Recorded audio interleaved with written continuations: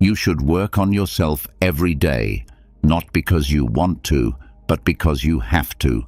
No one is going to save you, push you, or help you become the best person you can be. In your life, you are the most important thing. If you don't treat yourself that way, dreams will stay dreams. Do you want things to happen? Take care of yourself first. Want to feel calm? First, learn to keep yourself in check. Want to be free? First, take care of yourself. Don't wait around for the right time or until you feel better. You can really change if you push yourself to be someone who doesn't give up and who comes to work every day for no reason. That's how you change. Before the video starts, do something simple but strong. I promise to grow every day from now on. Or, I am Stoic. Write it down to remember it, not just to join the conversation. In order to say something, you have to write it down first. Saying something makes it better. It helps you change your mind and tell your brain, this is who I am now, and this is my path. Don't forget how strong a phrase that was written on purpose can be. Strong words, deeds, and a strong will are how change starts. 1. Why you should value your life. Living isn't something to be taken seriously because it's heavy, but because it's a gift that you might lose if you don't know what to do with it. A lot of people act like they will always be here, that every day doesn't matter, and that time never ends. But it's not. You can't change the past, and everything you do or don't do today affects the future. If you don't care about your life, who will? You can improve yourself every day. You shouldn't try to be perfect or compare yourself to other people. Look at yourself in the mirror and ask yourself if you're being the best person you know you can be. Are you getting better or just making it? Do you write things down or let your habits get in the way? It doesn't just happen. You have to choose to grow. You have to choose to grow, be willing to make adjustments, and be dedicated to it. You won't look for reasons to do bad things if you value life. You are in charge of your story, no matter what you were handed. Everybody starts from a different place. What matters is where you go from here. Then you have to work every day, even if you don't want to. There is no one to help you. Things move slowly, and nothing seems to be changing. These are the times when people become who they are. Wanting a better future for yourself and the people you care about is not being selfish. That's clever. Stick to your rules. Don't take the easy way out and hang out with people who are also growing. When you stay at work when everyone else is taking a break, read when you could be doing something else, and save when everyone else is spending, you might have to leave places that don't value hard work and growth. Not because you're mad or ready to give up, but because you know that what you build now will pay off in the long run. It's always worth the work, even if it doesn't seem like it at first. What you think is hard today will help you explain how you got through it tomorrow. It's important that you deal with every challenge, every win, and every new habit. Things that don't seem important are what make a life strong. The only person you are fighting is the one from yesterday. It's good if you can make small steps forward every day. Thoughts like these are not new if you follow the Stoic philosophy. They said that we should have a goal in life and let our thoughts decide what to do. What they said was that we could change how we responded to things that happen. They believed that spending each day as if it were your last meant being happy and in the present moment. Anyone who is in charge of their own life is not a slave to their urges. They are in charge of their own way. This means that discipline is not a burden. It is a form of freedom. Don't think about your life only when things go wrong or it's too late. It's time to do it now. In a few years, you'll be glad you chose to live each day with purpose, make small steps forward every day, and grow instead of sitting down. You were strong enough to live with a purpose and believe in yourself, your future, and the message you want to leave behind. Not because your life was easy. This is our only life, so we should be careful with how we spend it. 2. Take care of yourself more than your job. How hard do you work? You get your work done, show up on time, and even work extra hours. How often do you take care of yourself? How long do you try to learn new things that will help you get stronger and get to know yourself better? A lot of people kill themselves to get money. They don't care about their soul, their growth, or their goal. They work hard to make someone else's dream come true, but their own is lost because they are bored, stressed, and don't know what to do next. You should be responsible and have a job, but they can't be your only goals. You can feel safe in your job, but growing as a person gives you freedom. Freedom to pick, make, and change things. Working on yourself not only makes your life better, but it also opens up new opportunities for you. It changes the way you think, feel, and see the world, and that is worth more than any salary at the end of the month.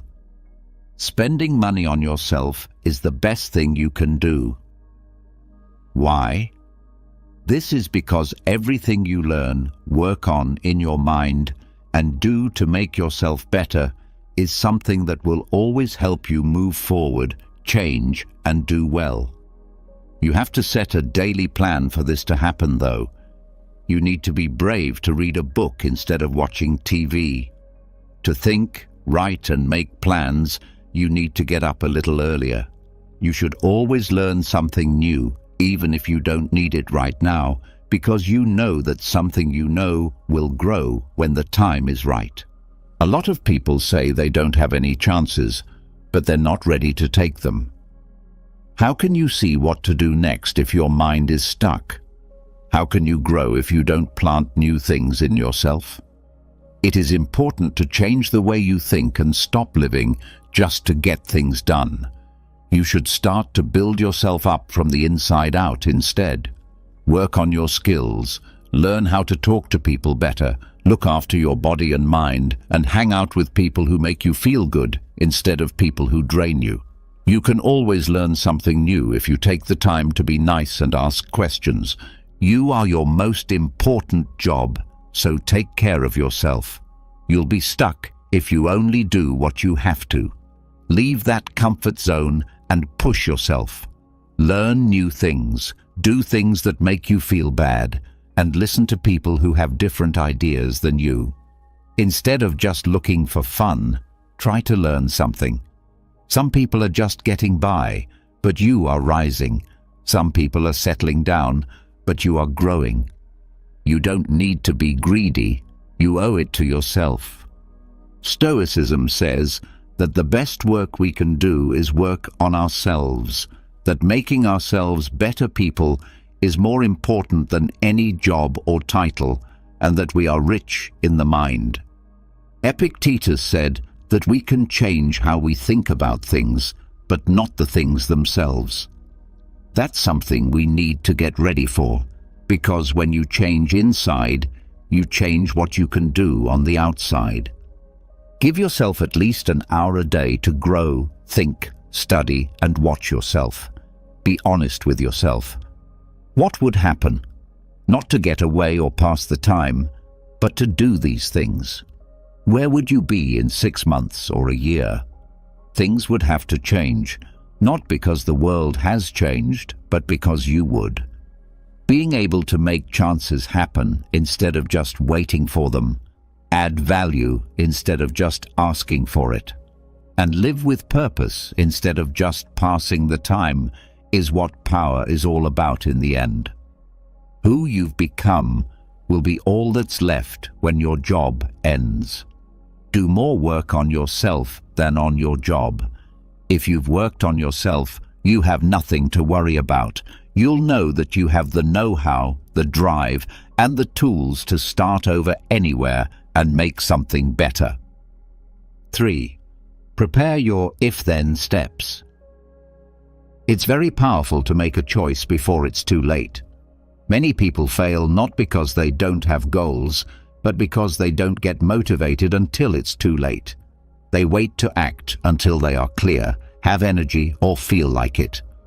The mind will often try to calm you down by telling you that you can do it later, that it's not that important, or that you're tired. You give up over and over if you're not ready. This is the most important part of setting if-then goals. You can train your brain to act without thinking too much with this simple method. If my alarm goes off at 6 a.m., I get up without looking at my phone. If I'm stressed at work, I take a deep breath and pause. It's not about being motivated.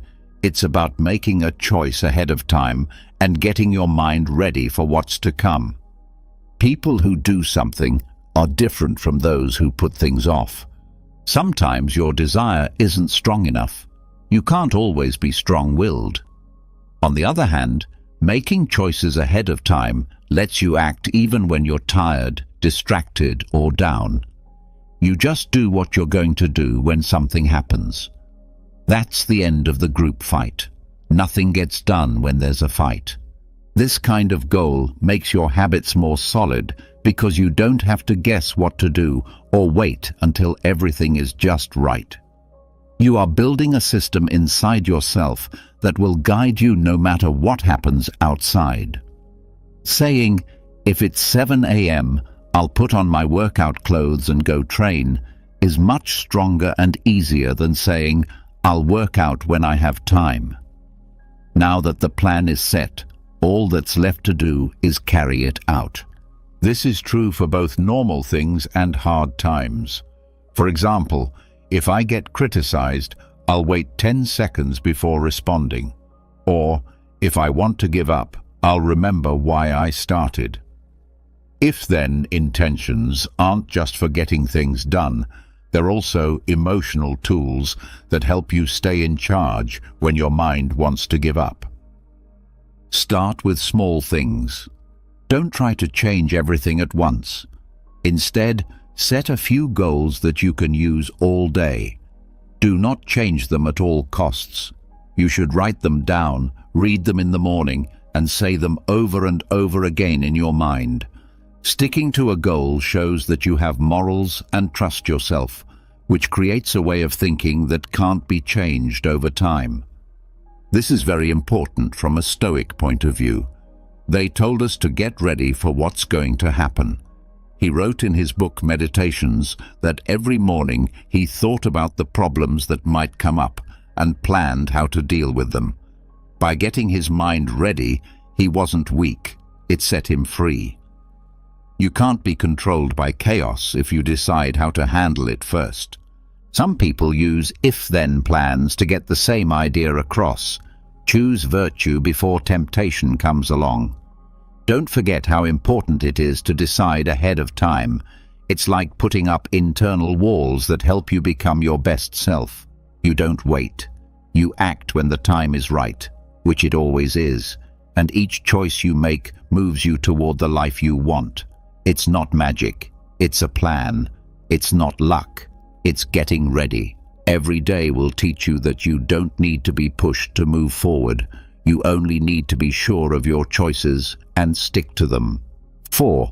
Do not accept quick changes. Today, people want things right away, like lose weight in 7 days, make money from home with no work, and learn a language while you sleep. These sound like good ideas, but they're actually tricks. They say many things, but never do what they say they will do. Anything you get for free will be taken away for free, and you can't keep the end if you haven't gone through the process. If you want to be truly great, don't take shortcuts. Instead, do the same thing over and over. Work quietly and be steady. Nobody tells you how great you are, and you choose to keep going even when everyone else gives up. But that doesn't sell well. Things that are easy, quick, and supposedly don't take any work sell well. Why do so many people keep trying different things to make their lives better, but never seem to be able to find the right one? That's not at all how it is. You have to learn, try again, fail, get back up, fix your mistakes, and keep going.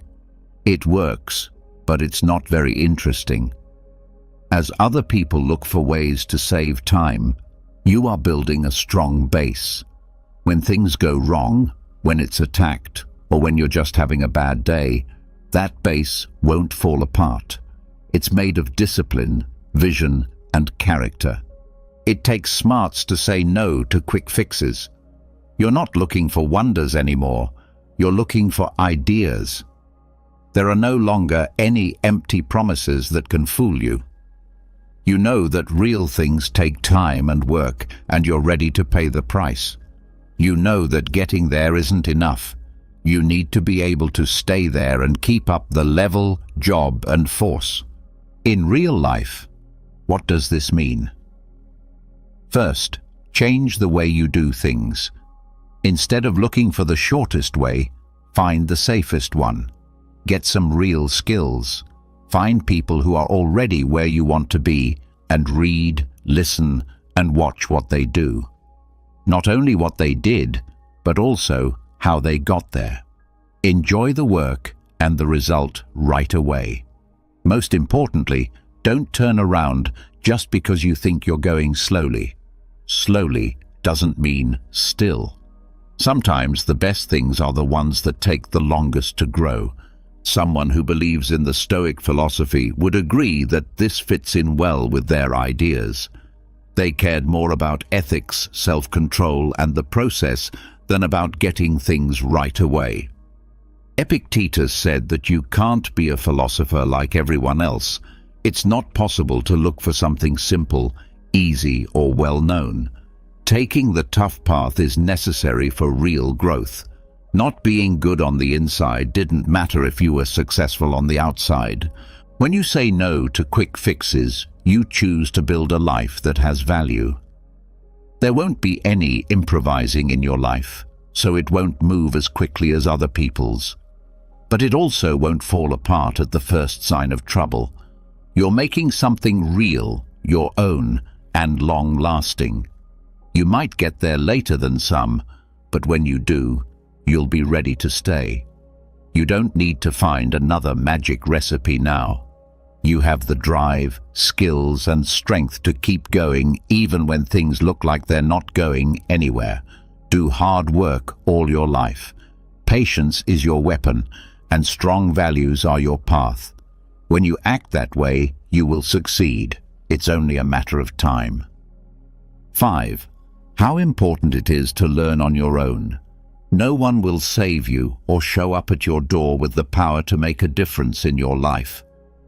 To change, grow, and become someone different from the person you were yesterday, you have to take charge of your own learning.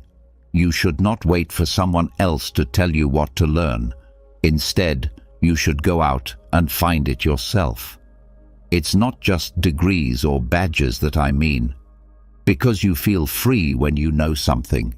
You stop relying on the system and start making your own plans for the future. Being smart on your own is a way to avoid being normal. This is when you stop taking in knowledge without a plan and start learning with a plan. You learn the things you need to do to make your life better, so you can think and act smarter. That makes you strong, but not strong enough for other people to like you. Strong enough to help you understand the world and find your place in it. You can find more information now than ever before, but there's a catch. You might have too much. You can spend all day reading, watching movies, and listening to talks and not learn anything. You don't need to learn more knowledge to educate yourself. What you need to know, what interests you, and what skills you need to build the future you want are more important. As soon as you know the answers to those questions, every book, video, and encounter will be a tool that you chose. Make your goals very clear. You shouldn't learn just to learn. You should use what you know to get what you want. Would you like to start a business? Find out about work, money, and being a boss? Want to get along with others better? Talk to people, learn new words, and think about how people put together thoughts. Would you like to know more about yourself? A lot of personal writings, philosophy, and psychology books should be read. If you can only do a little each day, do it anyway. You don't learn something all at once. You build it up over time. Make the way you learn your own. Each person has their own way of learning. Some people learn better when they read, hear, write, or teach it. Learn more about yourself and what works for you. You should plan your own study times and not always expect to be motivated to do well. You need to do it because you know it will make you better. That promise is what makes you different from everyone else. It's better to learn on your own than to wait for life to teach you. While other people whine about what they don't know, you are learning. While other people waste their time on dull things, you're building something inside yourself that no one can take away. You'll be ready to act, not because you're the smartest or most skilled person, but because you're the most ready. In the eyes of Stoics, it's good to learn things on your own. Seneca said, "We should learn how to live while we're still living." There was no such thing as childhood learning for the Stoics. They thought that you had to learn all the time. They believed that knowledge was the only real wealth because it could not be lost through death or bad luck. The only people who can stay calm when everything else is going wrong are those who work on their minds. Remember how useful it is to learn new things. Being your best self is possible every hour that you learn something new. Life's bad things shouldn't teach you things you can learn on your own. Don't let luck decide what will happen to you. You should push yourself to learn new things. Be around ideas that make you think, ask questions, try to find answers, and keep going. Because people who learn all the time get better all the time. Many years from now, you'll see that your choice to learn was the one that really made a difference. 6. Think about your steps and your aims. Your mind needs a clear picture to know where to go. People say things like, "I want a better life. I want to be successful. I want to change." But that's not enough. It's important for them to know exactly what they want. There is something in your mind that draws things to it over and over again, like a magnet.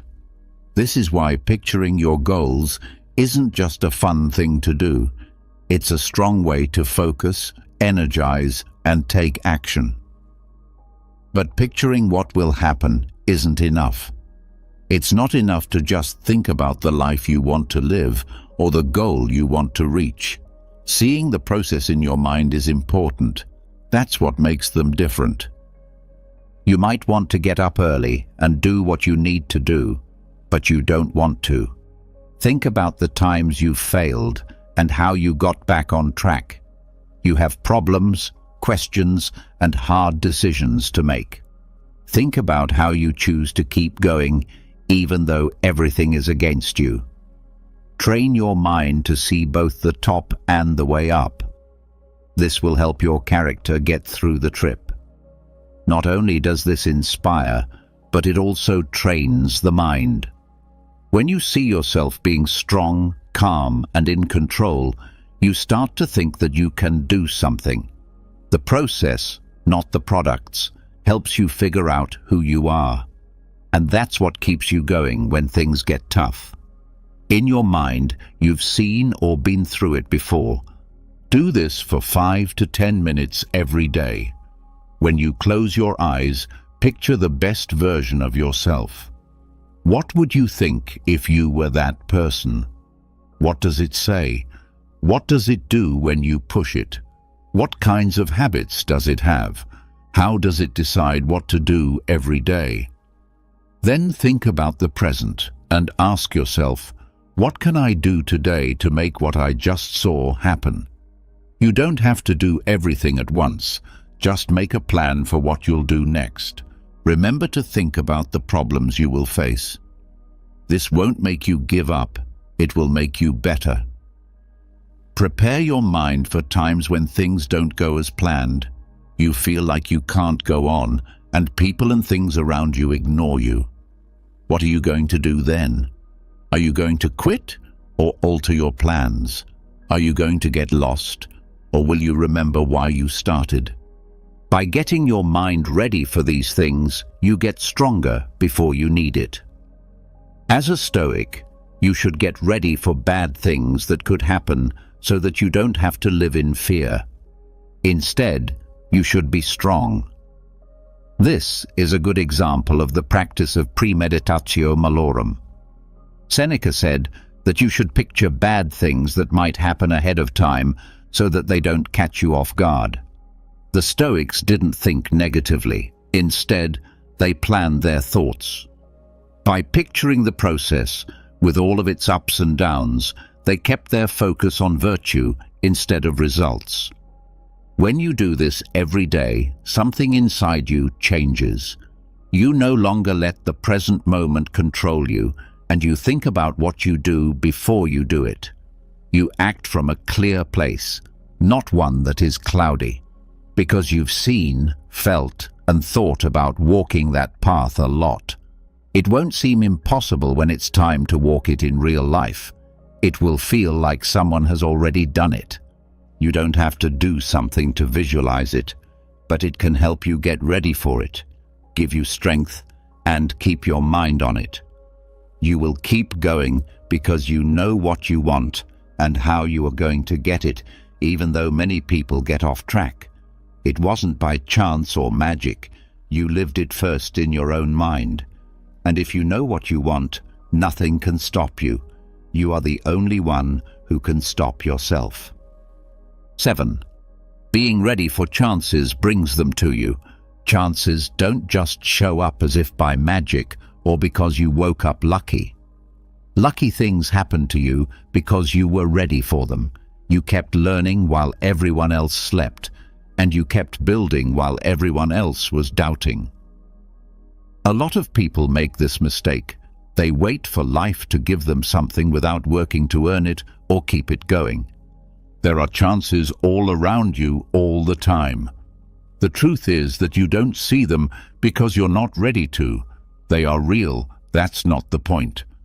A big chance can look like a risk, a lot of work, or even impossible to people who aren't ready for it. However, people who have worked on their minds, skills, and goals are ready for a chance because they already know how to open it. It's the moment they've been waiting for, and they were ready for it to happen. Luck is not as important as being ready. Being ready for the job, the call, or the time when someone talks about you somewhere you're not. Being ready for when something bigger could happen. How do you get ready for that? Every day, even if you don't have anyone pushing you or results right away. You do it because you know the time will come and you won't be unwilling or too weak to do it. A lot of research in the psychology of success has looked at the idea that people who train, study, and keep getting better create more chances than people who sit around and wait for things to happen to them. They can act quickly when the time comes, not because they're lucky, but because they can see further, plan better, and have grander ideas. Are you ready for more chances to come your way? Then spend money on yourself every day. Read about people who have been where you want to go, learn something new, and get better at what you already know. Keep a positive and strong attitude. Do not be stupid. Ways of thinking that don't look for bad things to do, but for how to get better. Because the more you prepare, the clearer it will become what you thought you couldn't see. A lot of people say, if I had a good chance, I would give it my all. You won't know if you can give it your all if you don't plan for it, though. Are you ready to keep the success you want right now? Are you ready for the huge amount of work, duty, and tough decisions that come with it? You might not even know it, but you'll miss that chance if you're not ready. Life won't be the trouble. You won't have planned ahead. This was something that the Stoics really got. They didn't think things would go well in the outside world. What they really wanted was to be ready for anything that life could throw at them. Epictetus said we shouldn't wish for our own happiness. He said we should instead train ourselves to be smart when they do. Stoics thought that the real chance was right now, when they could be good, master themselves, and do well. On the inside, they knew that if you got stronger, you were ready for anything on the outside. Don't stress out too much about when your big moment will be. Instead, ask yourself, am I ready when it comes? If you're not, it will slip away. But if you are, you'll jump at the chance with all your might and make it even better. Always be ready, not just when you have a goal in mind. The people who work hard to get what they want will get it. Of course, if you do what you need to do today, your chances tomorrow won't rest on luck, but on how well you prepared. 8. Make your mind strong enough to not be broken. It all starts in the mind. Before one can achieve, goal, or win in the outside world, they have to first win a fight inside themselves. This is a mental fight. When something doesn't go as planned, you'll doubt yourself and give up.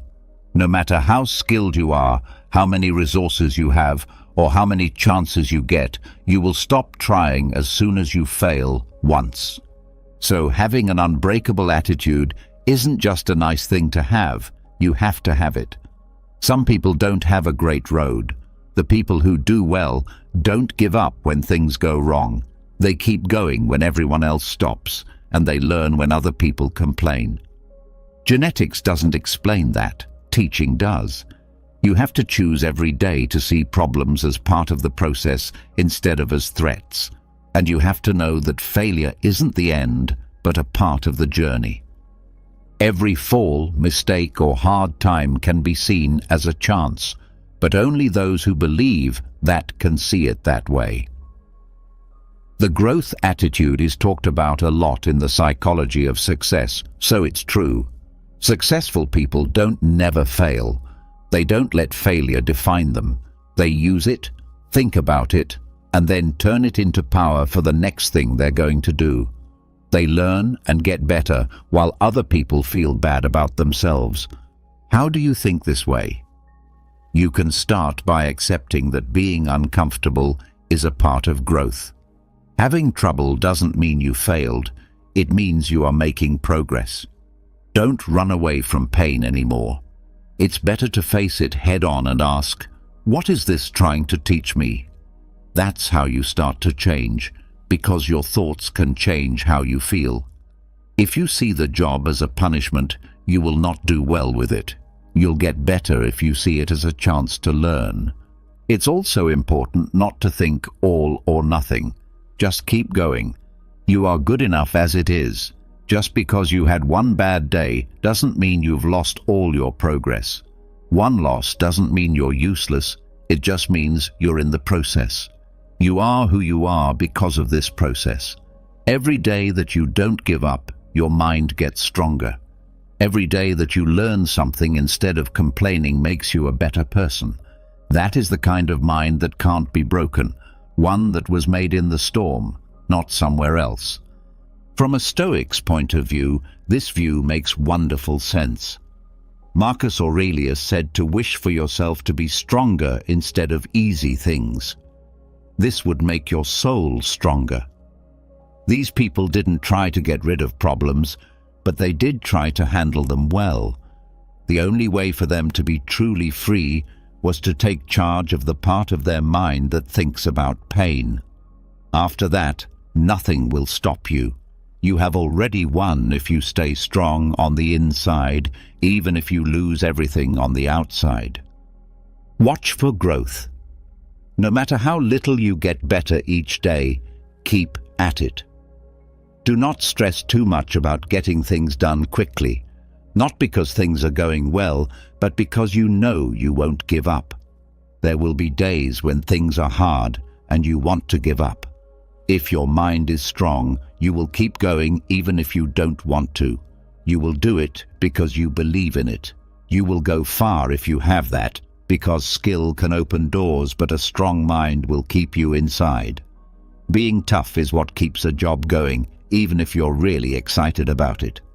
It is, so work out your mind like it's your most important muscle. You'll see that no problem is too big for someone who doesn't give up when you do that. 9. Make plans.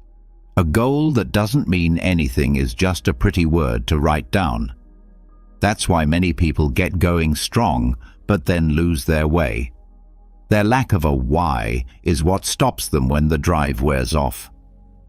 They don't lack skill or time. Meaning is like fuel that never runs out, even though drive changes. You don't have to be moved to do what you do when you know why you do it. You do things when you don't want to, because you know they're right. You go beyond the end when you set goals that are important to you.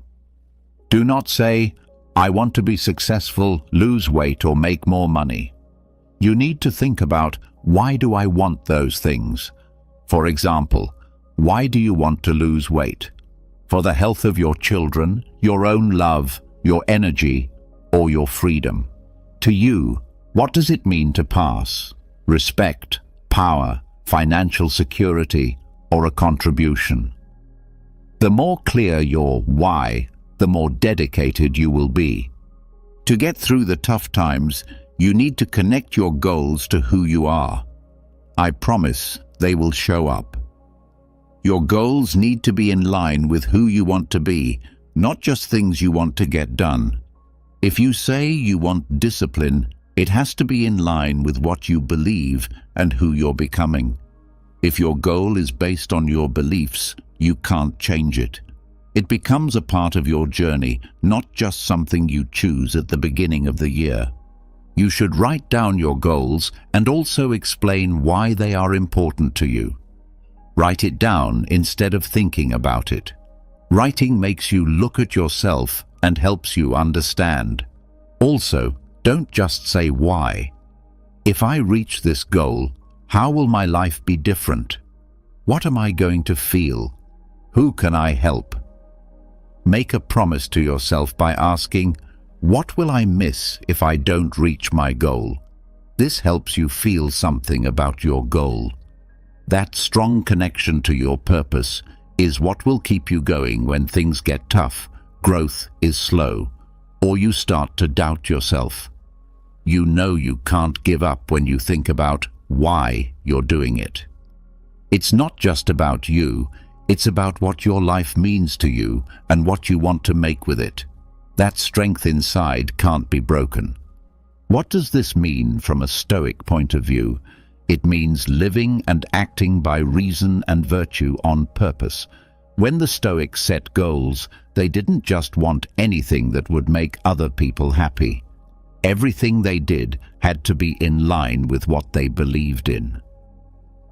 Epictetus said that before we walk, we should know where we're going. A lot of the time, Marcus Aurelius asked himself if the things he did were right or just made him happy. It's important to know why you do what you do and whether it helps you reach your goal of being smart, fair, brave, and self-disciplined. We can still use that philosophy because it says that if you live with purpose, you won't get caught up in the chaos of the world. You don't give up, even if it takes a while, you fall, or things get tough. You have clear goals and a North Star. You honor a goal and a vision for your life every day because you know that each step, effort, and day you choose to move forward is important. Set goals because you care, not because they're cool. If you don't feel moved to reach your goal, your body won't either. If your goal is based on who you are and what you want, though, then no one or nothing can stop you. That's because if the goal is too big, it stops being possible and turns into a promise to yourself. People who promise to do that keep their word. 10. How to resist the urge to put things off. Putting things off doesn't mean you're lazy. It just means you don't want to do them. You aren't putting things off because you don't care. You're afraid of failing, not doing it right, or starting something you might not finish. When you're scared, confused, or unable to decide what to do, your mind builds a wall that stops you. The worst thing about it is that avoiding it makes it worse. Your dreams and goals become less important as you lose faith in yourself. To get out of that loop, you don't have to make big changes quickly. What you need are small wins and regular, low-level action. Because any movement, no matter how small, breaks the rhythm of inertia. One of the best and most useful tools for this is the 2-minute rule. Promise yourself that you'll do the thing you've been putting off in just 2 minutes. Something happens when you tell yourself, "I'll just start a little," since it's easier to keep going when you're already going. Don't stress out at the start. Don't stress about getting everything done or expecting it to be perfect. Instead, you should focus on getting started, moving the needle, and getting past the first obstacle. Most of the time, it's not the job itself that stops us, but the thought of it. Then we blow it up and turn it into a ghost. But once we start, we see that it wasn't so bad after all, and that we can do it. Another good way to get things done is to break them down into small, clear steps. Instead of write a book, say write 100 words. Also, instead of get my life in order, say clean up my desk, so you won't have an excuse. And every step, no matter how little, moves you forward. You get out of a rut by going forward. When you see that you're making progress, even if it's just a little, your mind starts to trust you again. It makes things clearer, leads to more action, and gives people more drive. Instead of blaming yourself for putting things off, try to understand why you do it and pay attention to how you act. What do you want to stay away from? What story do you tell yourself that stops you from following through? Why do you not want to feel that way? Sometimes naming the fear is all it takes to get rid of it. You just need to learn how to deal with the pain instead of trying to get rid of it. When you decide to, something will happen. It does not wait for you to be ready. Because you are a Stoic, this way of thought is very important. Stoics didn't wait to act until they felt moved to do so. They did it because they knew that life is short, and that each day spent thinking about what to do is a day that will never come back. Don't waste any more time arguing about what a good life is, just live it. It was written by Marcus Aurelius. It means to act right away, without stress. Even if you don't want to, you should always do what you need to do. What you should do depends on your job, not how you feel. Remember this when you want to put things off. All you have to do is take the first step. Don't rush through things. You only need to move for 2 minutes, take a small step forward, or finish a small task. You don't need to be pumped up. Do it again every day, but don't stress out or judge yourself this time. Do not stop. Any action, no matter how small, is stronger than any goal. You'll be shocked if you do this every day. Prepare to be amazed by how much you can accomplish without waiting to feel ready, and how much you can build by gradually taking small steps. Stop putting things off by taking small steps every time you decide to do them instead of putting them off. This is how you beat procrastination. Without a doubt, that's one of the best wins you can have. 11. Plan something that will help you, not something that will hurt you. You only need to be smarter about how you use the time you already have. Everyone has 24 hours a day. What makes you unique is how you spend them. Some people are stressed out all day because they spend all day putting out fires and never get anything done. Why? They can't do what they want to do because of their plan.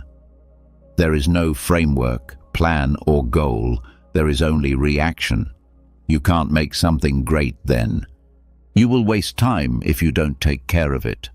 Distractions, outside demands, and the chaos around you will do that. It will feel like everything needs to be done right away if you don't choose what's important. Doing a lot of things but not getting much done will wear you out. This is why it's very important that your schedule shows both your goals and your responsibilities, and that it doesn't work against you. Clear your mind to start the day. Do not go straight into the noise. Before you answer the phone or read your messages, take some time to write down your 3 most important tasks. There are only 3, not 20, or a long list. If you can do these 3 things, your day will be better. You have to go through your things and pick out the most important ones. That changes everything. Once you know what's important, make time for it. Don't take a chance. Things that are important to you need to be given time. Keep it safe, write it down, and remember it. That's because if you don't, everyone else will fill that space. You lose power there. Not just having a lot to do all day is not being productive. Being productive means making progress on the things that help you reach your goals. Don't forget that the plan calls for rest as well. Rest is not a reward, it's a plan. Taking time to heal your mind and body will help you get more done at work. You can't do your best work when you're tired all the time. Take a walk, stop and think for a while, and don't forget to breathe. For more than 10 hours of nothing, a clear thought is worth it. When you plan your time, things change. You no longer think that the day is against you. You think that you are in charge. You have time to think, make things, and have fun while getting things done. You walk with the clock now instead of running after it, because every piece of time is meant to do something. For a Stoic, this is not a new idea. It is something they have known for a long time. These people thought time was very important. Seneca said that doing things that don't matter or doing nothing at all wastes time. Time was more important to them than money or fame. The person who threw it away was also throwing away their life. But they told people to be aware of their lives, do things on purpose, and not worry about tiny things. Make a plan for your life and make sure it fits with your goals. Your plans should push you forward, not hold you back. If you want to feel busy, you don't have to fill it with things to do. There should be real work, times to connect with others, times to learn, and times to rest mindfully. Every day is a chance to get that balance even better. Being able to focus well is what separates moving forward from keeping the same.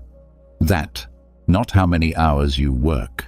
Set goals, stay energetic, and slow down. Remember that a well-thought-out plan gives you freedom, not takes it away. When time is on your side, you can be fully present. You can make things, move forward, have fun, and live a worthwhile life when you're present. 12. Look at what other people have done to learn new things. Life has lessons for everyone, but some people aren't ready to learn them. Because our lives are so full of things to do, it's simple to forget to stop and look back. This path we've been taking leads us right to the wisdom we need so badly. Sharing and learning from your own experiences is one of the best ways to make changes. You won't have to make the same mistakes again if you're brave enough to admit them. You won't trip over the same rock if you stop and think about it first. You shouldn't just feel bad or nostalgic when you think about the past, though. You should also use it to teach you something. When you mess up, ask yourself, what did I learn from that? For example, what did the bad ending of that relationship teach me? What did I learn from having to start over when I failed? Everything that happens to you is trying to teach you something, and if you don't get it, life will keep testing you until you do. You don't always have to go through hard times to learn. The smartest thing to do is to look at what other people have done. Watch, listen, and pay attention to the ways other people have gone before you, because the time someone else wasted making mistakes can save you years if you can get over your pride. Don't think that you have to go through everything by yourself to learn. Sometimes it's enough to be humble enough to look closely. Mistakes, stories, and honest advice are all ways that people leave clues. There are people nearby who understand what you're going through. Do not miss that chance. Check it out, ask concerns, and listen. What did they do?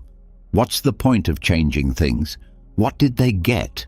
Don't ignore it. Just because you think things will get better for you, they might not do it after all. And why not use someone else's knowledge to help you understand things better? Every day, do this. Do not wait until you have time to think about things. Every night, ask yourself, what did I learn today? What did I do right? What can I do to get better? Then look around and ask yourself, what really hurt someone today? How can I learn from that without going through the same pain? Being smart means that you always notice and think about things. There is no longer an emotion behind what you do. Instead, you act based on experience, whether it's your own or someone else's. One of the most important ideas in Stoicism is this one. Wise is the one who learns not only from their own experience, but also from the experience of others, he said. The Stoics read every day. Marcus Aurelius wrote his meditations not to go public, but to look over them, fix them, and get better. Every day was a lesson, every talk a test, and every mistake was a chance to get better. They didn't want to live a life without mistakes, so they wouldn't make the same ones again. It would be even better if they could listen to another one instead. When you make this a habit, you'll notice something interesting. You get things right more often, make fewer mistakes, and are more clear. This isn't necessary. You don't need life to hit you so hard to learn. You have already learned the lessons and paid attention, so you can move on with lighter thoughts and more intelligence and focus. Do not waste time on mistakes made by you or other people. Every story, every mistake, and every win has a lesson to teach us. There is always something good for people who are awake, paying attention, and thinking about things. You're not just here to have more adventures, you want to learn from them too. Life is always telling you things, so pay attention, learn, and write them down. All you have to do is hear it. 13. When you save money and then spend it. It's not enough to be free of time and place. You should also be free with your money. A millionaire or getting rich just for the sake of it is not what I mean. It gives you peace of mind to know you have a backup plan in case something goes wrong. You were focused, smart, and thought about the future when everyone else only thought about the present. So you won't freak out if things change one day. That's real freedom. Being able to decide for yourself without having to worry about money. To save is not a punishment. Giving up on life is not an option. It's making sure you can sleep well tomorrow. Not how much money you make is bad, but how much you keep. You can stay stuck when you get rich. or you can get rich quickly and start building something great right away. Your hard work, habits and goals are what make a difference. If you really want to be free, you should not see saving as work, but as a plan. Do simple things first. You don't have to save half of your pay right away. To begin, set a 10% limit. If you can, do more. If that's all you can do, start with 5%. To make it a habit, set it to do it itself if you can. That way, the money will come out before you can touch it. If you wait to see what's left over, there will never be anything left over. Setting aside money for saves first shows that you value yourself and care about your future. You should spend the money you've saved. You should save money, but if you keep it, it will lose value over time. The goal is to grow, not just save. Figure out how to spend. You don't need to be an expert, but you should know the basics. Spend your money on things you already know how to do well, and then slowly learn new things. Over time, having money that works for you makes you more free.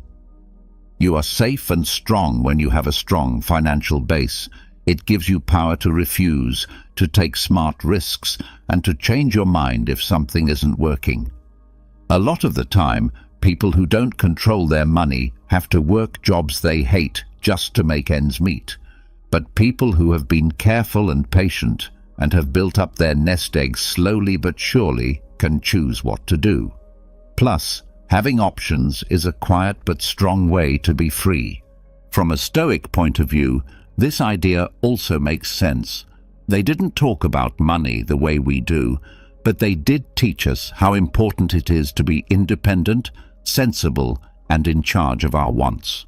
Seneca, who was also one of the richest people in his time, knew it was risky to live in luxury or spend more than he had. He believed that to be truly rich, one should not need much and not have much. Also, that thought is still valid now. You are not a slave to your money and other resources if you know how to use them wisely. Being good with money should be a sign of love for yourself. Do not save money just because you have to. If you want to sleep well at night without thinking about what might happen, do not save money. You should save because you care about yourself. You want to be able to help other people, get people to stake money in your ideas, and make decisions based on your wealth instead of your stress. If you think that way, you'll be ahead of the game, better, and ready for a future that most people don't plan for.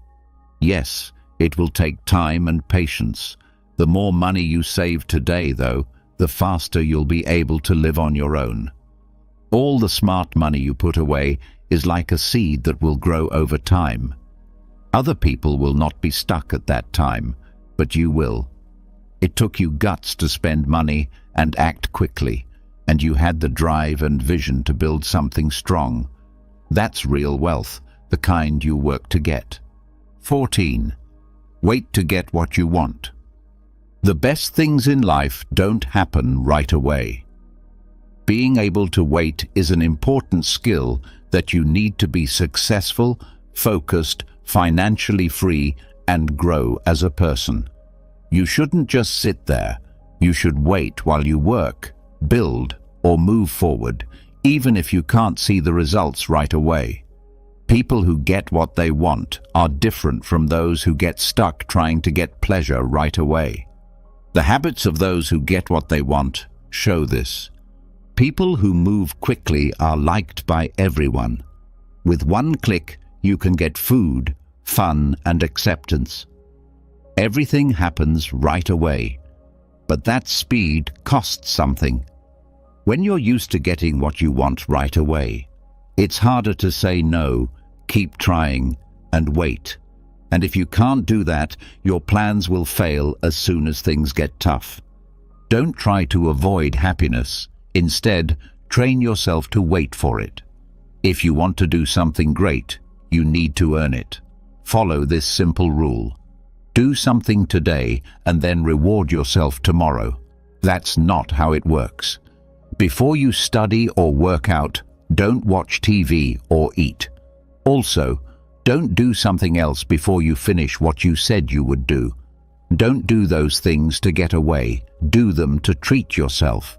This changes the way you think because you no longer connect work with pain and start seeing the end as something truly worth it because you made it happen. Your self-control gets stronger when you put off pleasure, and you can work out your self-control like you work out a muscle. Every time you decide to wait or put off the goal, your mind gets stronger. So you can say no to bigger temptations, make smarter decisions, and act with a bigger picture in mind. So you can think about what to do next while other people do what comes to mind right away. Do you want to use this every day? Try not to make things harder. That is, I won't do this until I've done that.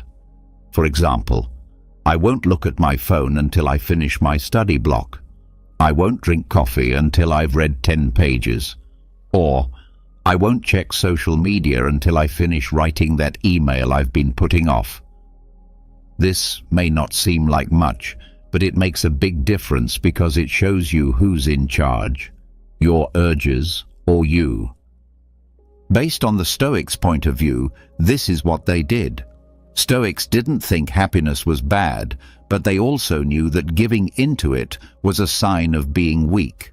Aristotle said that we shouldn't choose what to do based on what we want to do at the moment, but on what makes sense and is right. Epictetus said that being free means being able to refuse things that make you happy but aren't good for you. For them, self-control was very important, and waiting to be happy is a clear sign of that. As you get better at this, you'll have more faith in your own abilities. This is because your urges will no longer rule your life, and you will instead live with a purpose. Life is about more than just how good you feel right now. This helps you make decisions. That leads you to places most people can't even imagine over time, because putting off something today will pay off big tomorrow. You will want to give up sometimes, and your mind will tell you, just this once, just a little, it's okay.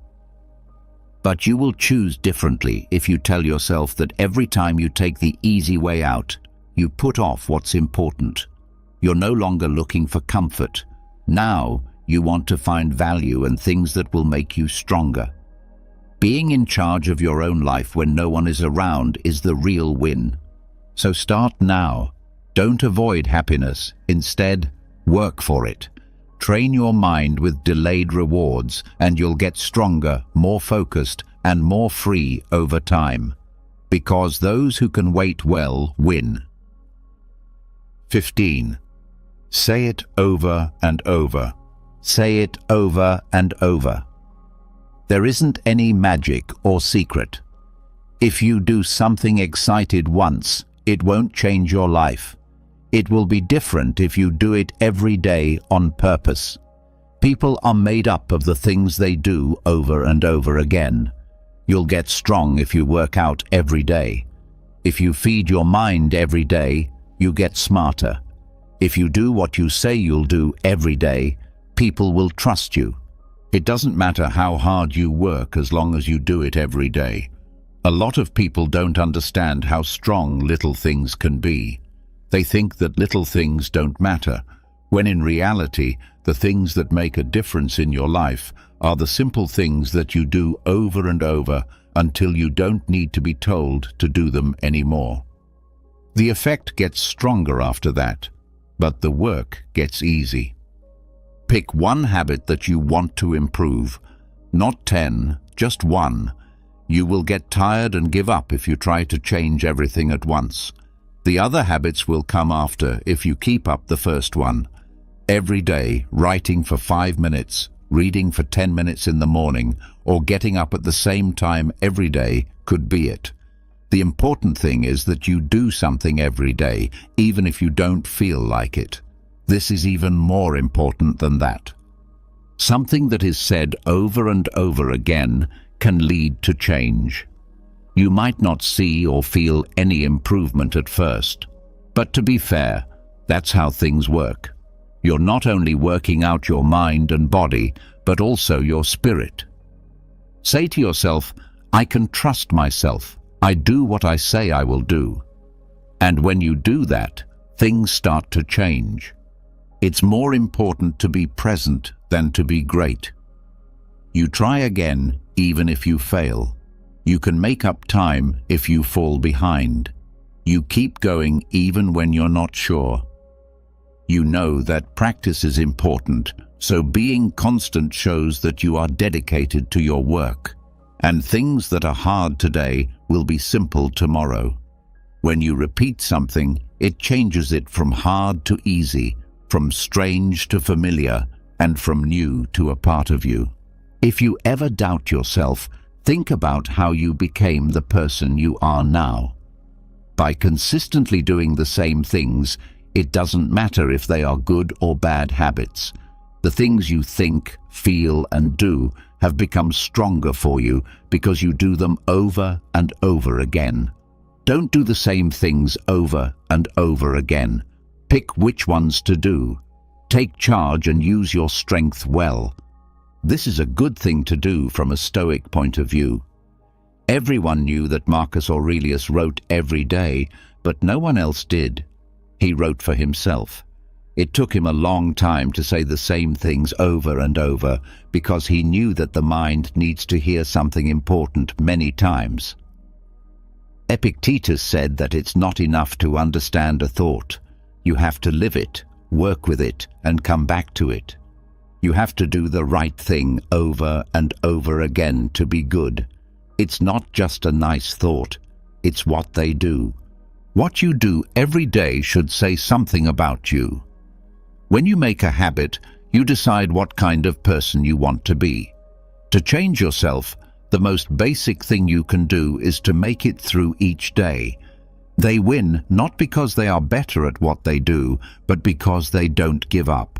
Because they do it every day, they move away from their old self and toward their best self. Try not to get things done right away. Instead, make good habits. Don't think about what you want to do this month. Think about what you want to do for years to come. What's important is to do the same thing every day, step by step, without looking for inspiration or praise. You, your word, and the choice every day to keep going. Say it over and over. When that day comes, you won't even know how much you've grown, changed, and grown. Have you ever been around someone whose presence alone drains your energy, manipulates your emotions, or leaves chaos in their wake? Unfortunately, evil doesn't just exist in myths or movies. It's real, it's around us, and even more unnerving, it often operates in subtle ways. But don't worry, with a little awareness, you can spot the warning signs and protect yourself. Evil people don't show up with horns or tails, but their actions reveal their true nature. They manipulate, destroy, and exploit your kindness for their gain. The good news? You don't have to be a detective to recognize them. Ancient Stoic philosophers like Marcus Aurelius have shared timeless wisdom on how to identify evil and guard yourself against it. In this video, I'll uncover 10 evident signs that you're dealing with an evil person, signs you simply can't ignore. These insights will empower you to maintain your peace and safeguard your energy. So let's dive in and learn how to navigate this world with clarity and confidence. Ready?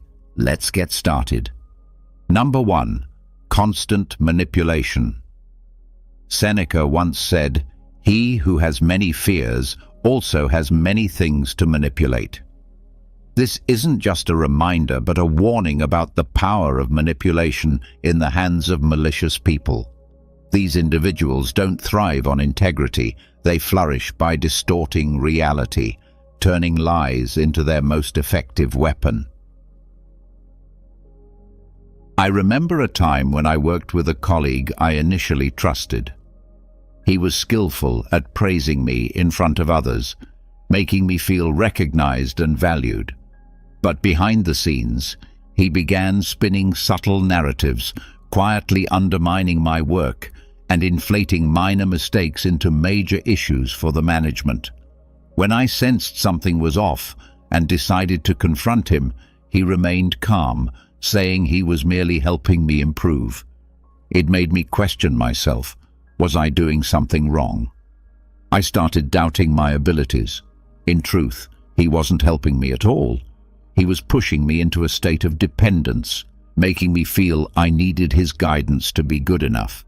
This is how manipulation operates. It doesn't just disorient you, it erodes your confidence. Manipulators don't build relationships on trust and honesty. They exploit your vulnerabilities to gain control. They deftly prey on your uncertainties, convincing you that only they understand you and that only they can guide you. Stoic philosophy teaches us that the key to combating manipulation is clarity and self-control. A truly virtuous person will always lead you toward independence and autonomy, not entangle you in dependency. If someone in your life constantly urges you to follow their lead while disregarding your boundaries or personal autonomy, it's a clear sign you need to step back. Remember Epictetus's wisdom: no man is free who is not master of himself. By refusing to participate in their manipulation game, you reclaim control over your thoughts, actions, and decisions. Mental clarity and self-awareness are the antidotes to their toxic influence. You don't need to argue or prove yourself. Just step out of their manipulation and hold on to your freedom. Number 2. A mask of charm. Epictetus once reminded us that appearances, no matter how dazzling, often hide the truth beneath. Have you ever encountered someone whose charm seemed almost too perfect, as if scripted from a movie? Their radiant smile, soothing words, and ability to make you feel special, everything seemed like a flawless performance. But when you take a step back and look closer, you might realize that behind the facade lies a motive far from genuine. Charm, when used sincerely, is a wonderful thing. It connects people, builds trust, and creates meaningful relationships. But in the hands of someone with darker intentions, charm becomes a deadly weapon. They know how to capture your heart, disarm you with their carefully crafted words, and present themselves as the friend you've always sought, the perfect partner, or even a trusted mentor. Yet their charm is hollow, like a glossy shell concealing a bitter truth. Marcus Aurelius once warned us, "The soul becomes dyed with the color of its thoughts."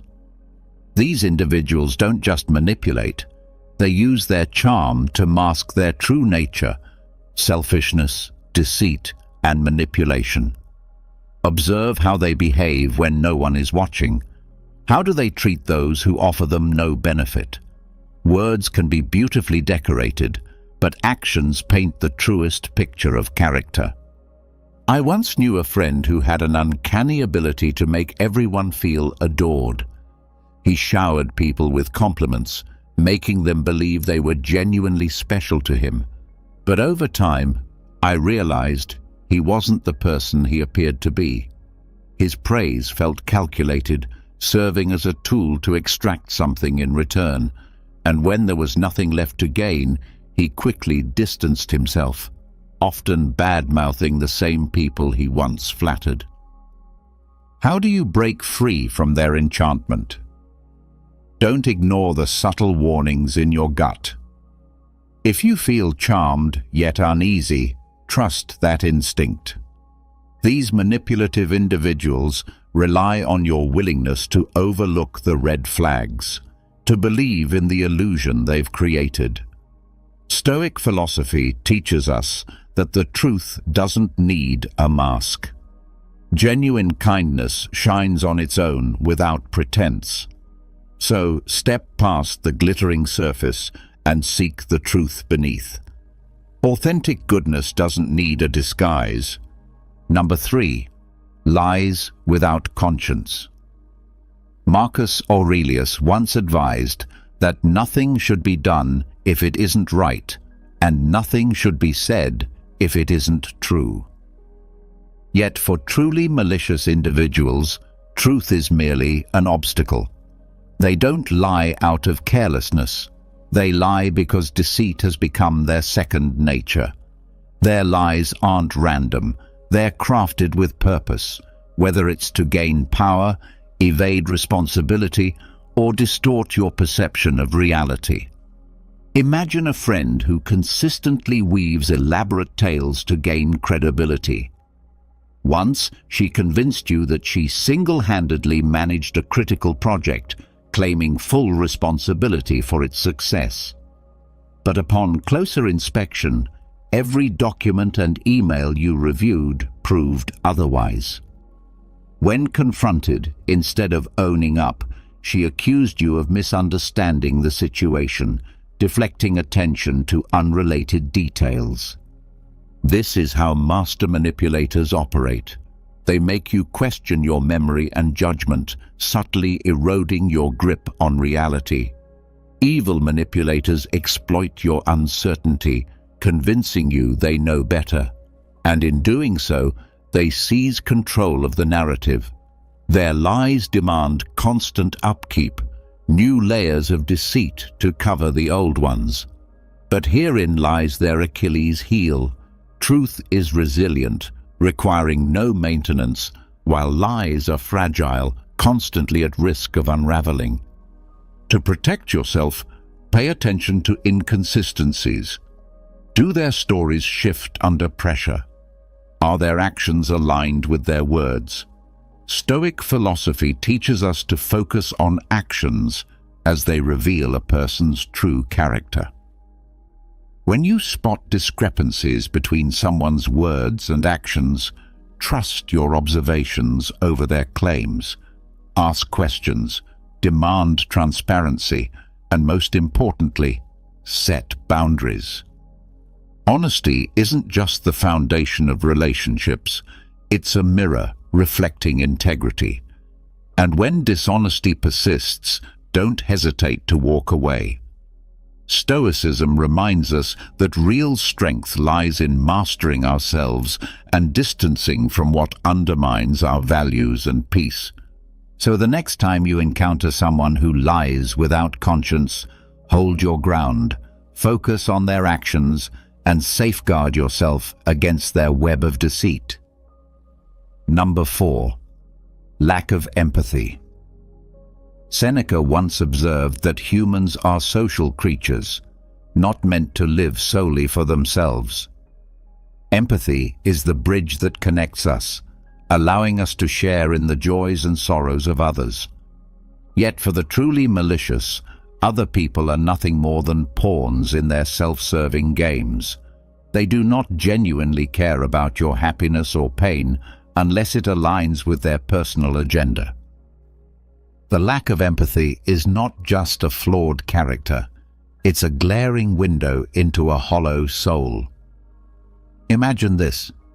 You're sitting across from a friend, pouring your heart out about a struggle that's been weighing you down. Instead of support, they deflect. "Oh, you think that's bad? Let me tell you about my day," they retort, dismissing your vulnerability as trivial. This is not an isolated act. It's a pattern. These individuals are unwilling, or worse, incapable, of stepping outside their own interests to connect with your experience. Their detachment manifests in a chilling indifference or even silent delight in your misfortunes, leaving a void where empathy should reside.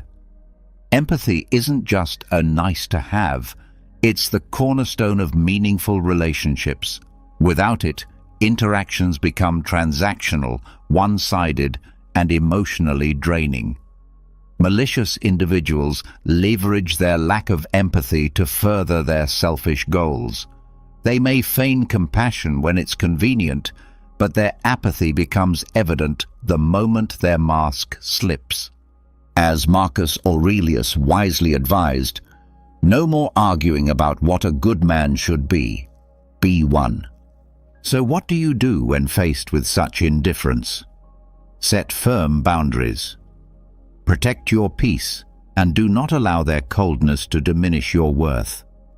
Seek relationships built on mutual respect and understanding, relationships that uplift rather than tear down. Surround yourself with people who celebrate your joy and stand with you in sorrow, because true connection is rooted in empathy, not exploitation. Before we move on to the next sign, if you're liking the video, don't forget to hit the like button and subscribe to the channel with the bell so you don't miss out on future videos. And if you enjoy this kind of content as much as I do, comment, "I see the signs." Let's keep learning. Number 5. The hunger for control. For an evil person, control isn't just a habit, it's their lifeline. They want to dominate everything around them, from relationships and thoughts to even the smallest of your decisions. Marcus Aurelius once said that your mind is under your control, not external circumstances. When you realize this, you discover your true strength. But this strength is precisely what malicious individuals seek to strip from you, because they know that controlling your mind is the key to ruling your entire life. I once knew someone who initially appeared trustworthy. At first, their advice seemed thoughtful and genuinely helpful. Over time, however, a troubling pattern emerged. They began inserting subtle, undermining remarks into conversations, casting doubt on my decisions and making me feel as though I needed their guidance to make the right choices. Once, when I was considering joining an important project, they convinced me that I wasn't capable, urging me to let them take the lead. At the time, I complied because they made me feel incapable of trusting my own judgment. In hindsight, it was clear they simply wanted to keep me under their control, ensuring I would never outgrow them.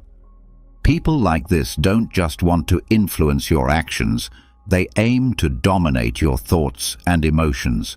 They use guilt, shame, or sweet words to make you dependent on them. They're not invested in your growth. Their goal is to keep you within their grasp.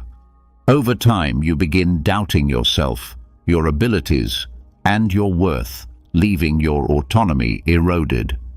Epictetus wisely said that freedom is the only worthy goal in life, and that freedom comes from refusing to be controlled by what lies beyond our influence.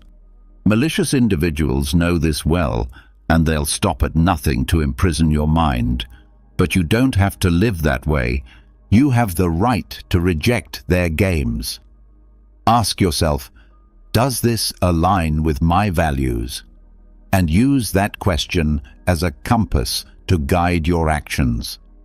Autonomy is the greatest power you possess, and it's not for anyone to take from you.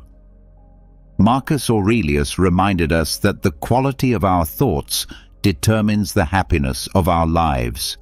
Don't let anyone shape your reality or make you question your value. Protect your mind. It is the starting point of true freedom. Those who genuinely care for you will never try to control you. Instead, they'll empower you to make your own decisions and grow in your own way. So stand firm, hold your ground, and let your mind lead you to the freedom you deserve. Number 6. Blame games and deflection. Seneca wisely observed that people often prefer trust over judgment. This is precisely what manipulative individuals exploit to their advantage. Instead of taking accountability, they craft stories that cast themselves as victims in every situation. By blaming others and deflecting responsibility, they not only avoid consequences, but also shift the burden onto someone else, with an unsettling finesse. As Seneca noted, the truth stands firm without justification, while lies always require elaborate stories to sustain them. Imagine dealing with someone who always evades accountability. Every time something goes wrong, they avoid admitting their mistakes and instead blame you or external circumstances. Once, I worked on an important project with a close friend. When things started going south, rather than owning up to her oversights, she was quick to criticize my organizational approach, leaving me questioning whether I was the problem. What made it worse was her subtle tone, as if she was merely offering constructive feedback. After multiple instances, I realized I was being manipulated into bearing the brunt of every error. These individuals excel at crafting narratives that distort reality and cloud your judgment. They manipulate emotions, making you feel guilty even when they are at fault. They rely on your sensitivity and trust to weave a story in which they are always the victim, and you somehow become the villain. Marcus Aurelius reminds us that the truth stands on its own. When faced with such individuals, it's crucial to maintain an objective perspective and resist letting emotions dictate your reactions. Stay anchored in facts and don't hesitate to question or refute false claims. When they try to shift blame, calmly but firmly demand clarity. This approach not only keeps you from falling prey to their blame games, but also reinforces your own integrity. To handle such people, establish clear boundaries. Refuse to engage in the psychological games they construct to dodge responsibility. Instead, stand firm in your truth, ensuring they cannot manipulate or distort reality. Integrity and accountability are hallmarks of a strong character. When someone consistently refuses to take responsibility, their true nature becomes evident. Your job is to protect your peace and steer clear of their games. Number 7. The pleasure of pain. One of the most chilling traits of a truly malicious individual is the satisfaction they derive from others' suffering. Epictetus wisely advised, "Associate with those who make you better." Yet for these individuals, they are not interested in growth or support. They seek opportunities to degrade and find joy in the pain around them. Whether subtle or overt, this toxic pleasure is a clear signal that you should distance yourself. This delight in others' misery often begins with small, seemingly harmless actions. It could be a sarcastic remark, a mocking laugh at someone's misfortune, or a smirk of satisfaction when witnessing someone else's failure. Over time, these behaviors reveal their true nature. They don't seek to elevate themselves through hard work or merit, but by standing on the shoulders of those they tear down. I once had a friend who reveled in sharing the missteps of others with a strange enthusiasm. One day, she chuckled when a co-worker was publicly reprimanded in the office. At first, I thought it was mere indifference, but as time passed, it became clear this was her way of feeling powerful. Instead of offering support or empathy, she magnified others' struggles to make herself appear superior. Seneca once said, "No man is more unhappy than one who never faces adversity." However, for such individuals, adversity isn't a lesson, it's a tool. Their joy doesn't come from achieving anything meaningful, but from watching others stumble. They sabotage, gossip, or intentionally harm to feed their ego. At the root of this behavior lies deep insecurity. They need others to suffer to feel better about themselves. But this fleeting satisfaction is just a temporary mask for their inner emptiness. To counter individuals like this, Stoic philosophy underscores the importance of safeguarding your self-worth and choosing relationships that foster growth. Recognize the signs, their indifference, their enjoyment of others' pain, or their fixation on failures to feel superior.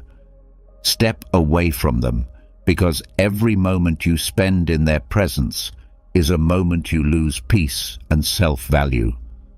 Surround yourself with those who lift you up, those who celebrate your growth rather than diminish it.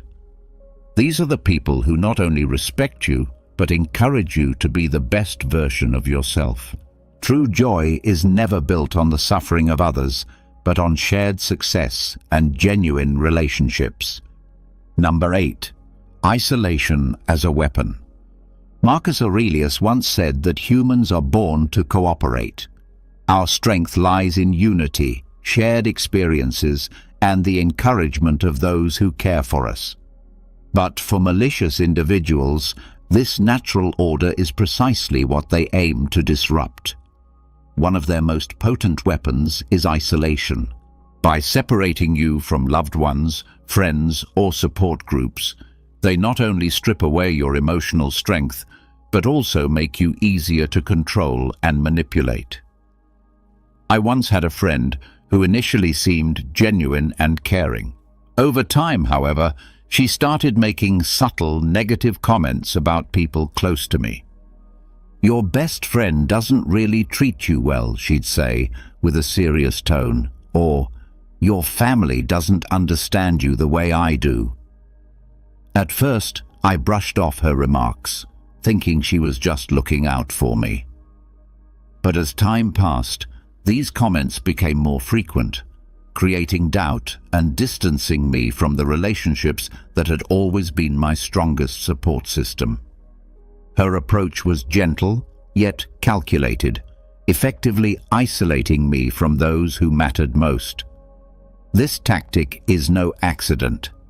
It's a deliberate psychological maneuver used by toxic individuals to sow insecurity and make you believe they're the only ones who truly care.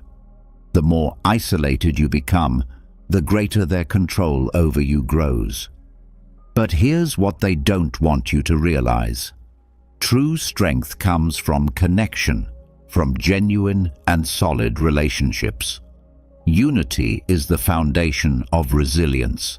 If you start noticing feelings of loneliness or detachment from your loved ones, pause and reflect. Reevaluate the situation. Trust your instincts, and don't hesitate to reach out to those who truly matter to you. Speak to friends, family, and close confidants.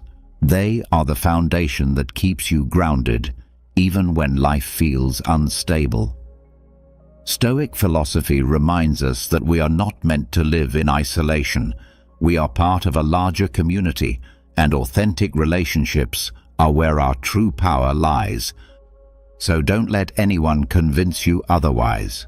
Protect your connections, and you'll find the strength to rise above any manipulation. Number 9. Jealous in disguise. Envy is a toxic emotion, but it becomes most dangerous when it's disguised as concern or goodwill. Seneca once reminded us that envy is the ulcer of the soul, and for those who harbor it, their advice or attention often isn't meant to uplift you, but rather to chip away at your confidence. Such individuals can't stand the happiness or success of others. Cloaked in seemingly helpful advice or compliments, they sow seeds of doubt about your worth. I once had a friend who always seemed deeply invested in my achievements. After I completed a major project I was incredibly proud of, she said, "That's great, but maybe next time you should push yourself a bit more to really reach a higher standard." At first, I thought it was genuine advice, but upon reflection, her tone carried an undertone, a subtle cut not to lift me up, but to diminish what I'd accomplished. What seemed like harmless feedback was, in reality, a way to make me feel like I wasn't good enough. These false compliments are often mixed with remarks that undermine. A jealous person won't attack you outright. Instead, they plant small doubts in your mind, making you question your capabilities and success. They might say things like, "You did really well, but don't get too excited. There's always room for improvement." Or, "That's amazing, but I heard someone else did something similar and got even better results." This behavior is neither care nor goodwill. It's a strategy to pull you down to their level. Envious individuals cannot celebrate your light because it highlights the shadows within themselves. They don't want to see you thrive. They want to see you shrink so they no longer feel threatened. Stoic philosophy teaches us to trust our intuition. If you sense something off in someone's praise or advice, listen to that feeling. Look deeper into the true intentions behind seemingly harmless words. A truly kind person will elevate you, praise you wholeheartedly, and encourage you to go further.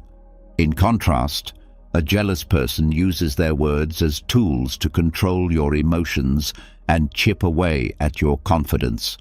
To protect yourself, set clear boundaries and don't let anyone diminish your worth. Surround yourself with those who genuinely celebrate your success, people who not only help you shine, but push you to reach new heights. Remember, you don't need to dim your light to make others feel more comfortable. Stand firm in your value and let your light shine brightly. Number 10. The unrepentant heart. One of the clearest signs of an evil person is an unrepentant heart. Marcus Aurelius taught that we should not waste time debating what a good person should be, but instead focus on taking actions to improve ourselves.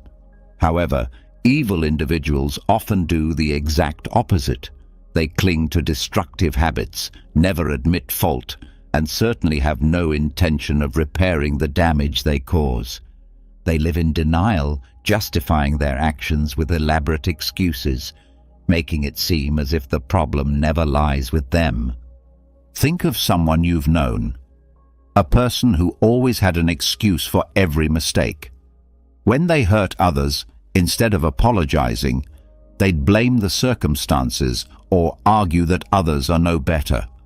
Whenever someone tried to explain how their behavior caused harm, they'd deflect, shift blame, or even accuse the other person of overreacting. But what truly stands out is their complete refusal to change. To them, self-reflection and correcting wrongs are seen as weaknesses, while stubbornness is viewed as a strength. This mindset starkly contrasts with Stoic philosophy. A Stoic understands that self-reflection, admitting mistakes and making amends are not signs of weakness, but of courage and self-respect. Those with unrepentant hearts not only hurt others, but also reject the opportunity for personal growth and maturity. If you're close to someone who constantly justifies their actions, avoids accountability, and never seeks to repair the harm they've done, take a moment to reflect. Not everyone is willing to grow or change. Protect yourself from toxic relationships like these, and invest your energy in those who lift you up, people with the courage to confront their own flaws and strive to be better. Marcus Aurelius reminded us, focus your mind on thoughts and people who elevate the quality of your life. So we've just walked through 10 evident signs that there might be an evil person lurking close to you. Chilling, right? But remember, awareness is your most powerful weapon. Evil people can only manipulate you when you're unaware of their tactics. Once you recognize their strategies, you not only protect yourself, but also shield your inner peace from their chaos. Marcus Aurelius taught us that true strength lies in mastering your mind and your reactions. Don't let toxic individuals invade your mental space or disrupt your serenity. Set boundaries, stand firm, and keep shining, because your light is the very thing they fear most. If you found this video helpful, hit that like button, subscribe to the channel, and comment, "I see the signs," to let the world know you're ready to safeguard yourself from negative influences. The Stoics, an ancient school of philosophy, believed that true strength lies not in conquering external forces, but in mastering our own emotions. In today's world, this wisdom is more relevant than ever. Have you ever felt drained by negativity after interacting with someone? Toxic people can disrupt our mental well-being, leaving us feeling frustrated and powerless. But what if there were practical strategies to navigate these difficult dynamics? We'll go over 13 practical, Stoic-inspired ideas in this video that will give you the ability to handle toxic people with compassion, grace, and even resilience. Join me on a journey to protect your emotional well-being and subscribe to the channel for more tips on developing mental resilience. By the end of this video, you'll be equipped with a toolbox of Stoic wisdom to handle toxic people effectively. So take a deep breath and let's begin. Number 1. Identifying and understanding the toxic threat. Take a moment to picture yourself serving as a guard at the entrance to your very own personal citadel. Your inner tranquility, your physical health, and your emotional safety are all represented by this citadel. Without a doubt, awareness is the first line of defense in the process of protecting this fortress as well. In the same way that a watchful guard has to be able to notice potential dangers, you need to be able to recognize the indicators that a poisonous individual is approaching you. Epictetus, a Stoic philosopher who was a proponent of reason and self-control, tells us in his Enchiridion that it is not what happens to you that upsets you. More importantly, it is your judgment of what happens. It is especially important to keep this piece of advice in mind while dealing with poisonous people. It is not the case that their negative attitudes and manipulative acts have the ability to exert force over you. Your emotional reaction to these activities and how you perceive them are the factors that determine the effect that they have on your sense of inner peace at any given moment. How to cultivate a Stoic gaze, that is, a calm and objective method of viewing the situation, is the key to success. Learning to recognize the characteristics of poisonous conduct is a necessary step in this process. Listed below are some important warning signs. Constant criticism. A toxic individual may find nothing but fault with you, your conduct, or the decisions you make on a consistent basis. Although this criticism may be indirect or overt, it will always leave you feeling deflated and uncertain about your abilities. Toxic people frequently resort to deceptive strategies in order to achieve the goals they have set for themselves. In an effort to exert control over your conduct, they may resort to flattery, guilt trips, or even threats. A toxic person appears to thrive on negativity. Negativity is a toxic person. They are continuously whining and pulling others down with their pessimism so that they can focus on the worst aspects of the problems they are concerned with. Additionally, in addition to these general indications, there are also several types of toxic personalities that you should be aware of. The narcissist is a person who is constantly looking for approval and adoration throughout their life. It is possible that they are charming at first, but in the end, their interactions are one-sided, leaving you feeling emotionally exhausted. This individual lives on social turmoil. According to the gossip, they are known to propagate rumors, stir up trouble, and take pleasure in causing friction between other people. Known as the energy vampire, this individual has the ability to drain your vitality. As the term says, interactions with them leave you feeling cognitively and emotionally drained and fatigued. Emotionally, the development of a mental map of the potential dangers that could befall your inner citadel can be accomplished by first gaining an awareness of the many toxic personalities and the actions that they display.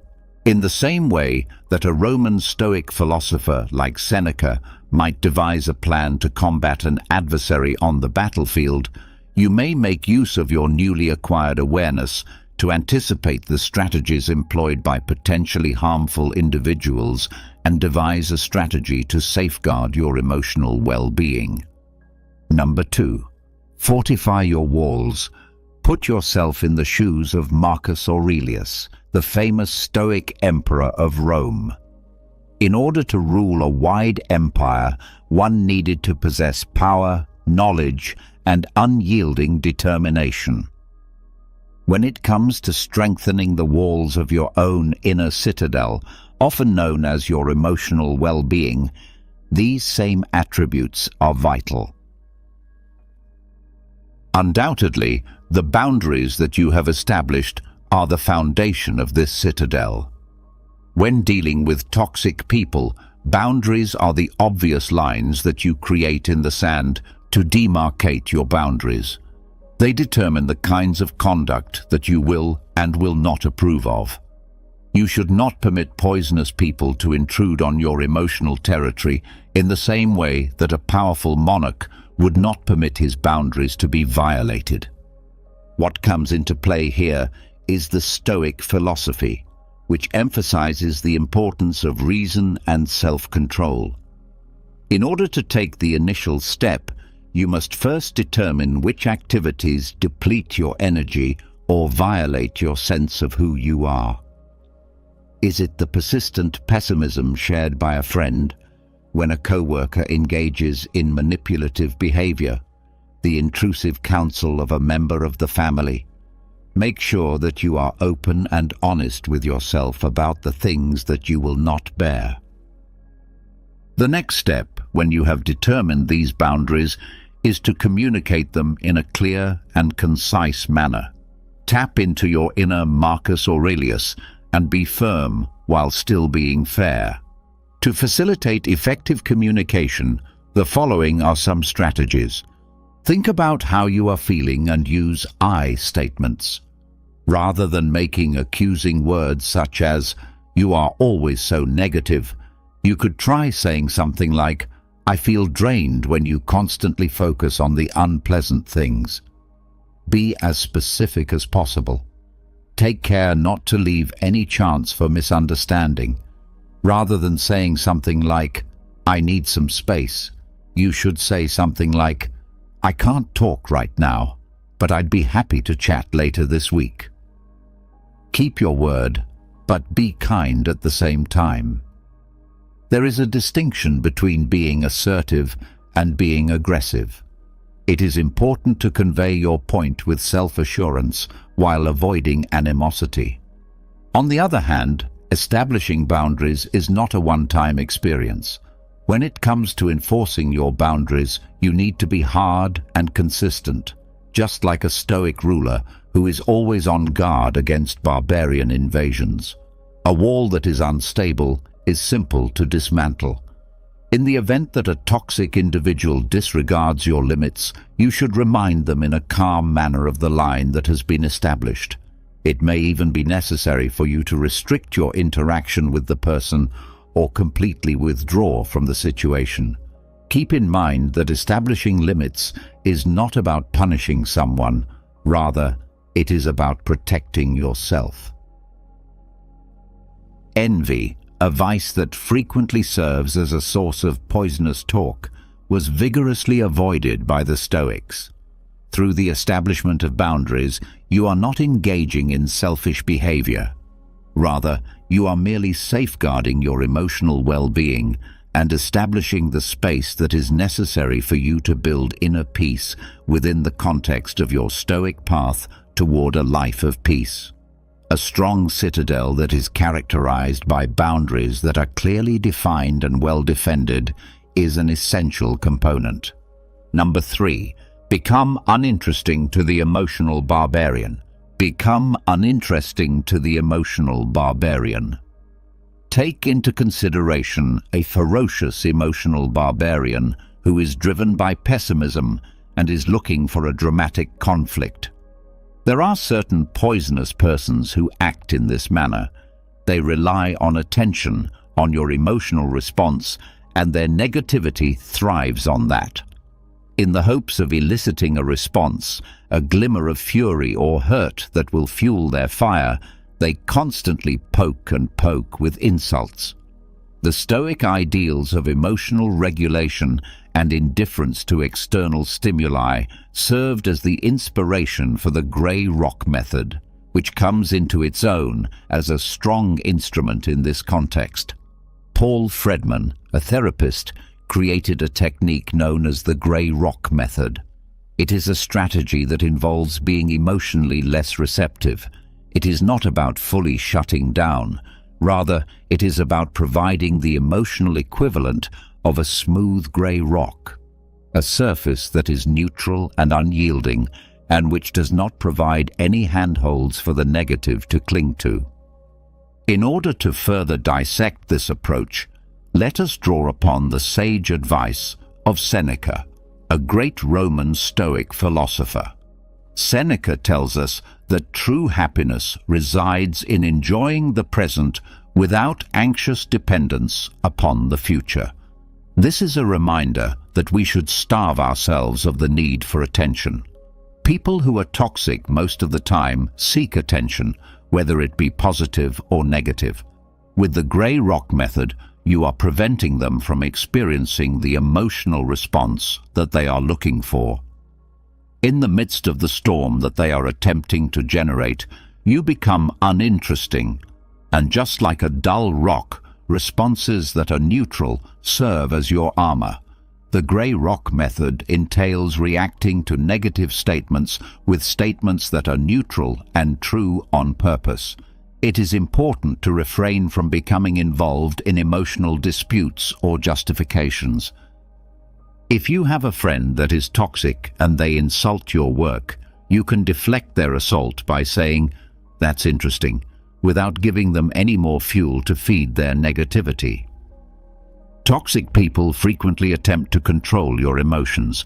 Thus, it is important to avoid getting sucked into the emotional vortex. They could resort to sarcasm, guilt trips, or even plain hostility in their behavior. In this situation, the most important thing is to disengage from their emotional vortex. Maintain your composure and respond in a factual manner, refusing to become involved in their drama. It is important to keep in mind that Seneca teaches that the path to genuine happiness is to not amuse ourselves with either hopes or fears. You should not give them the emotional power that they are seeking. The grey rock method is a potent instrument, but it is not a substitute for a miracle cure. It's possible that some toxic personalities will initially escalate their conduct, putting your emotional rock to the test. Keep your cool, be consistent, and keep in mind that you are not to blame for the negativity that they are displaying. You can turn yourself from a passive victim of their emotional theatrics into an unmoved spectator by applying this method that is influenced by Stoicism. This will defend your inner calm and emotional well-being. Number 4. The broken record. The broken record technique. Imagine being subjected to a never-ending onslaught of manipulation. A toxic individual chipping away at your boundaries through deceptive arguments and emotional ploys. Being subjected to such a persistent onslaught can be both emotionally tiring and unpleasant. Don't be afraid, however. The Stoic principles of unshakable reason and perseverance serve as the inspiration for the broken record technique, which emerges as a potent defense when used. The broken record technique is a strategy that was developed to combat deceptive tactics. It entails patiently repeating a clear declaration about your position, similar to how a broken record skips on the same unshakable message. This method, which appears to be quite straightforward, has the potential to be remarkably powerful in repelling attempts to derail you and maintaining a firm focus on your requirements. The Stoic philosopher Epictetus is a cornerstone of Stoic philosophy.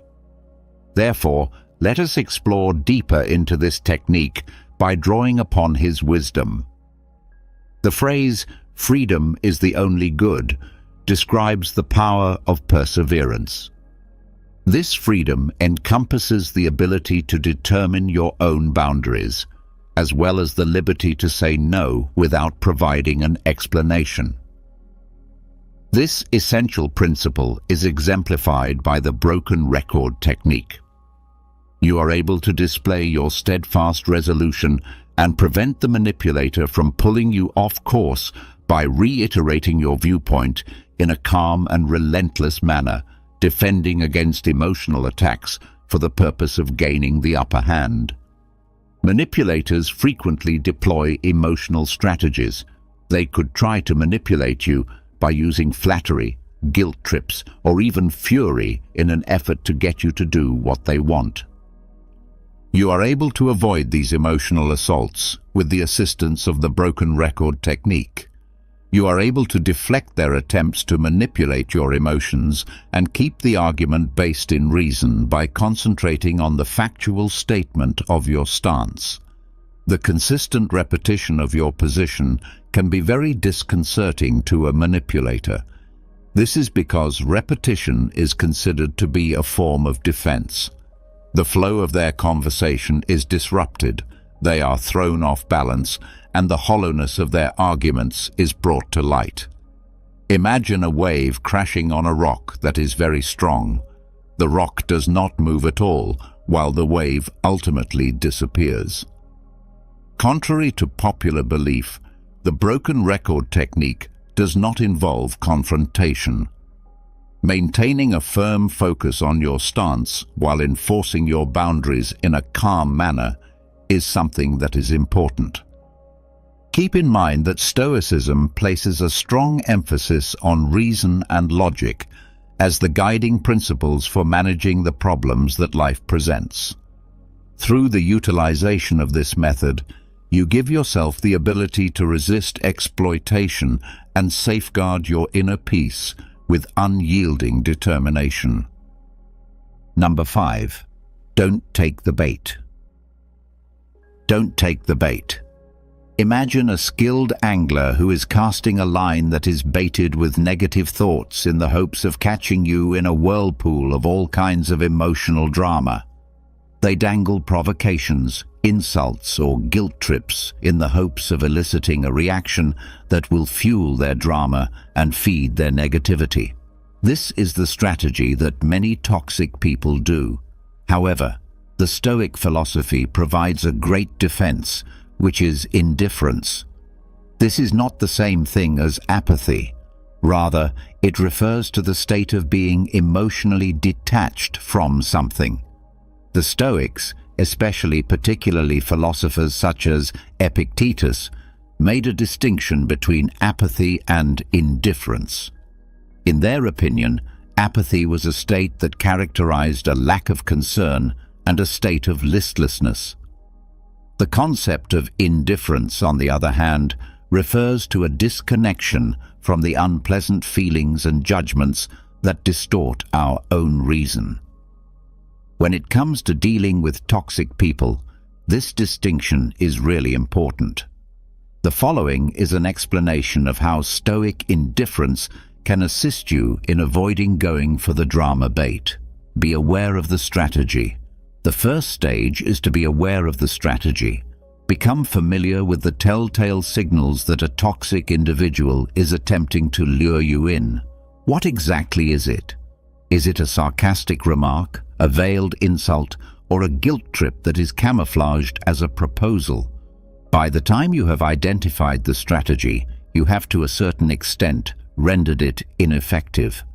The bait is intended to elicit a response such as wrath, annoyance, or defensiveness, and it is important to detach yourself from the emotional hook.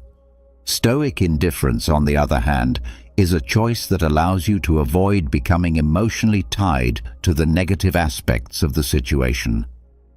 Consider the scenario in which you are unable to take the bait that is hanging in the water. You examine it with cool composure, unaffected by the power it possesses to anger you. Let the drama dissolve. When you don't respond to their negative comments, the power that they have over you is diminished due to a shortage of fuel. The drama that they are attempting to build is unable to last in the absence of a response. Their scathing remarks remain suspended in the air, eventually losing their power. It is not necessary to transform into a heartless and uncaring machine. The practice of Stoicism promotes the expression of good emotions. On the other hand, it places an emphasis on detaching from negative emotions that you are unable to control and channeling your feelings toward things that you can control. You can turn yourself from a passive player in their drama into a peaceful observer by practicing Stoic indifference. This allows you to demonstrate that you are not willing to become involved in their emotional web. It is your own inner serenity that continues to exist, a refuge that is unaffected by the storms that others attempt to generate. Number 6. The art of the non-reaction. The art of the non-reaction. Imagine somebody who is a verbal gladiator, someone who is a master of insults and barbs and who thrives on the heated back and forth of an argument. There are some poisonous folks who call this domain their home. They use words as weapons with the intention of inciting anger, humiliating you, and ultimately luring you into their emotional sphere. Presented here is a Stoic strategy that is not only effective but also frequently underappreciated: the art of the non-reaction. When deployed in a planned manner, silence has the potential to be an effective weapon against the lethal verbal assault by causing a disruption in the dynamic that they want. It disarms them. Astonishingly, quiet, on the other hand, is not something that comes effortlessly to everyone. The desire to answer, to defend ourselves, or to win the argument is something that we are frequently conditioned to feel for ourselves. Stoicism, on the other hand, teaches us the significance of mastering our reactions, and a stillness maintained at the appropriate moment indicates true control. In order to have a clearer understanding of the strength of the non-reaction, let us consider the writings of Marcus Aurelius, the well-known Roman Stoic emperor. Putting a stop to the toxic dance. People who are toxic frequently rely on a pattern that is predictable. Their tone is pessimistic, and they anticipate a response from you. When you show anger, annoyance, or defensiveness toward them, you are adding fuel to their fire and maintaining the toxic dance. Having no reaction causes this pattern to be disrupted. You are denying them the emotional response that they are looking for by choosing silence. Just for a moment, picture a tennis player swinging their racket toward a court that is completely empty. Their tremendous serve falls with a thud, and everything that follows is complete silence. In this perspective, silence is not empty. It is a form of communication that conveys meaning without words. This demonstrates that you have a high level of self-control and that you are unwilling to partake in their negative behavior.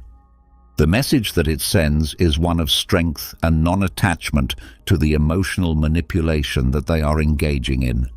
It is important to remember that Marcus Aurelius advised us to waste no more time arguing about what a good man should be. Become one. The attributes of a good Stoic are exemplified by your quiet. You are calm, reasonable, and unmoved by the provocations that come from the outside world. Prepare yourself for the escalation.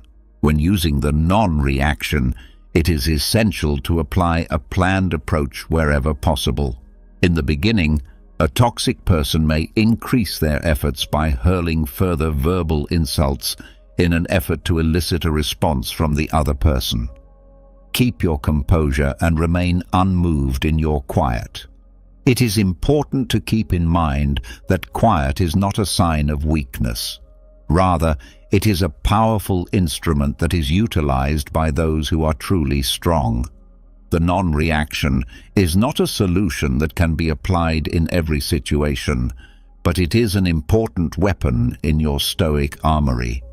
It has the potential to disarm poisonous people, defend your inner peace, and demonstrate that you have power over your own emotions when it is utilized strategically. When you choose quiet, you are making a powerful message in and of itself because you are choosing not to play their game. Number 7. Limit your exposure. Limit your exposure. Imagine that you are inside your walled citadel, where your mental health is being painstakingly preserved by strict boundaries. During the entire process, however, even the most sturdy walls are not able to totally protect you from dangers that come from the outside. Contaminated individuals, just like persistent intruders, may nevertheless make an effort to penetrate your safeguards. The Stoic idea of controlling what you can control comes into play at this point in the discussion for you. Although you are unable to control the actions of toxic people, you are able to manage the amount of time you spend with them.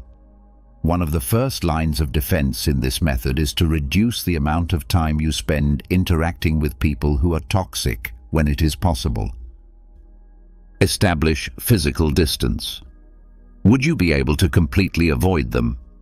It is possible for you to reschedule a lunch engagement or to respectfully remove yourself from something that is being discussed. Keep in mind that this is not about being impolite. Rather, it is about protecting oneself. In the same way that a Stoic leader would not send his forces into a conflict that was not essential, you should not subject yourself to negativity that is simply not necessary.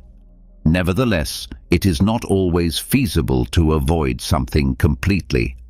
On occasion, toxic people may be people who work with you, members of your family, or even close friends and acquaintances. In these kinds of circumstances, establishing emotional distance becomes absolutely necessary. This can be accomplished by the following strategies.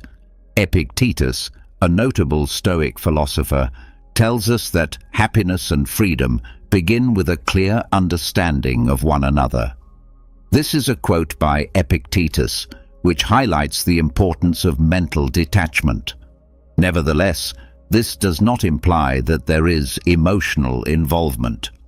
You are able to comprehend the pessimism of another individual without allowing it to color your attitude. Exercise mental detachment by observing their conduct in an impartial manner, without allowing yourself to become emotionally invested in it. Cognitive reframing. Persons that are toxic to you will frequently attempt to control your feelings by using negativity. Cognitive reframing, a method that is greatly influenced by Stoic concepts, can be of great assistance in this situation. Transform their pessimism into an objective observation by reframing it. In the event that a coworker is continually complaining, for instance, you may reframe the situation as they appear to be having a difficult day, rather than allowing their negativity to bring you down. Toxic people thrive on negativity. Thus, it is important to focus on the positive. Try not to give them the ability to take away your happiness. Make a concerted effort to concentrate on the positive aspects of your life, such as the personal interests you enjoy, the significant work you do, and the supporting friends you have. Allow yourself to be emotionally protected by these beneficial factors, a safe haven from the negative that they bring. There is no such thing as cowardice when it comes to limiting your exposure, both physically and emotionally. Protecting your inner peace and practicing self-care are both important. Stoics have a strong belief in the importance of leading a moral life and acting rationally. When you reduce the amount of time you spend interacting with negative people and situations, you make room for yourself to nurture a good and flourishing inner life.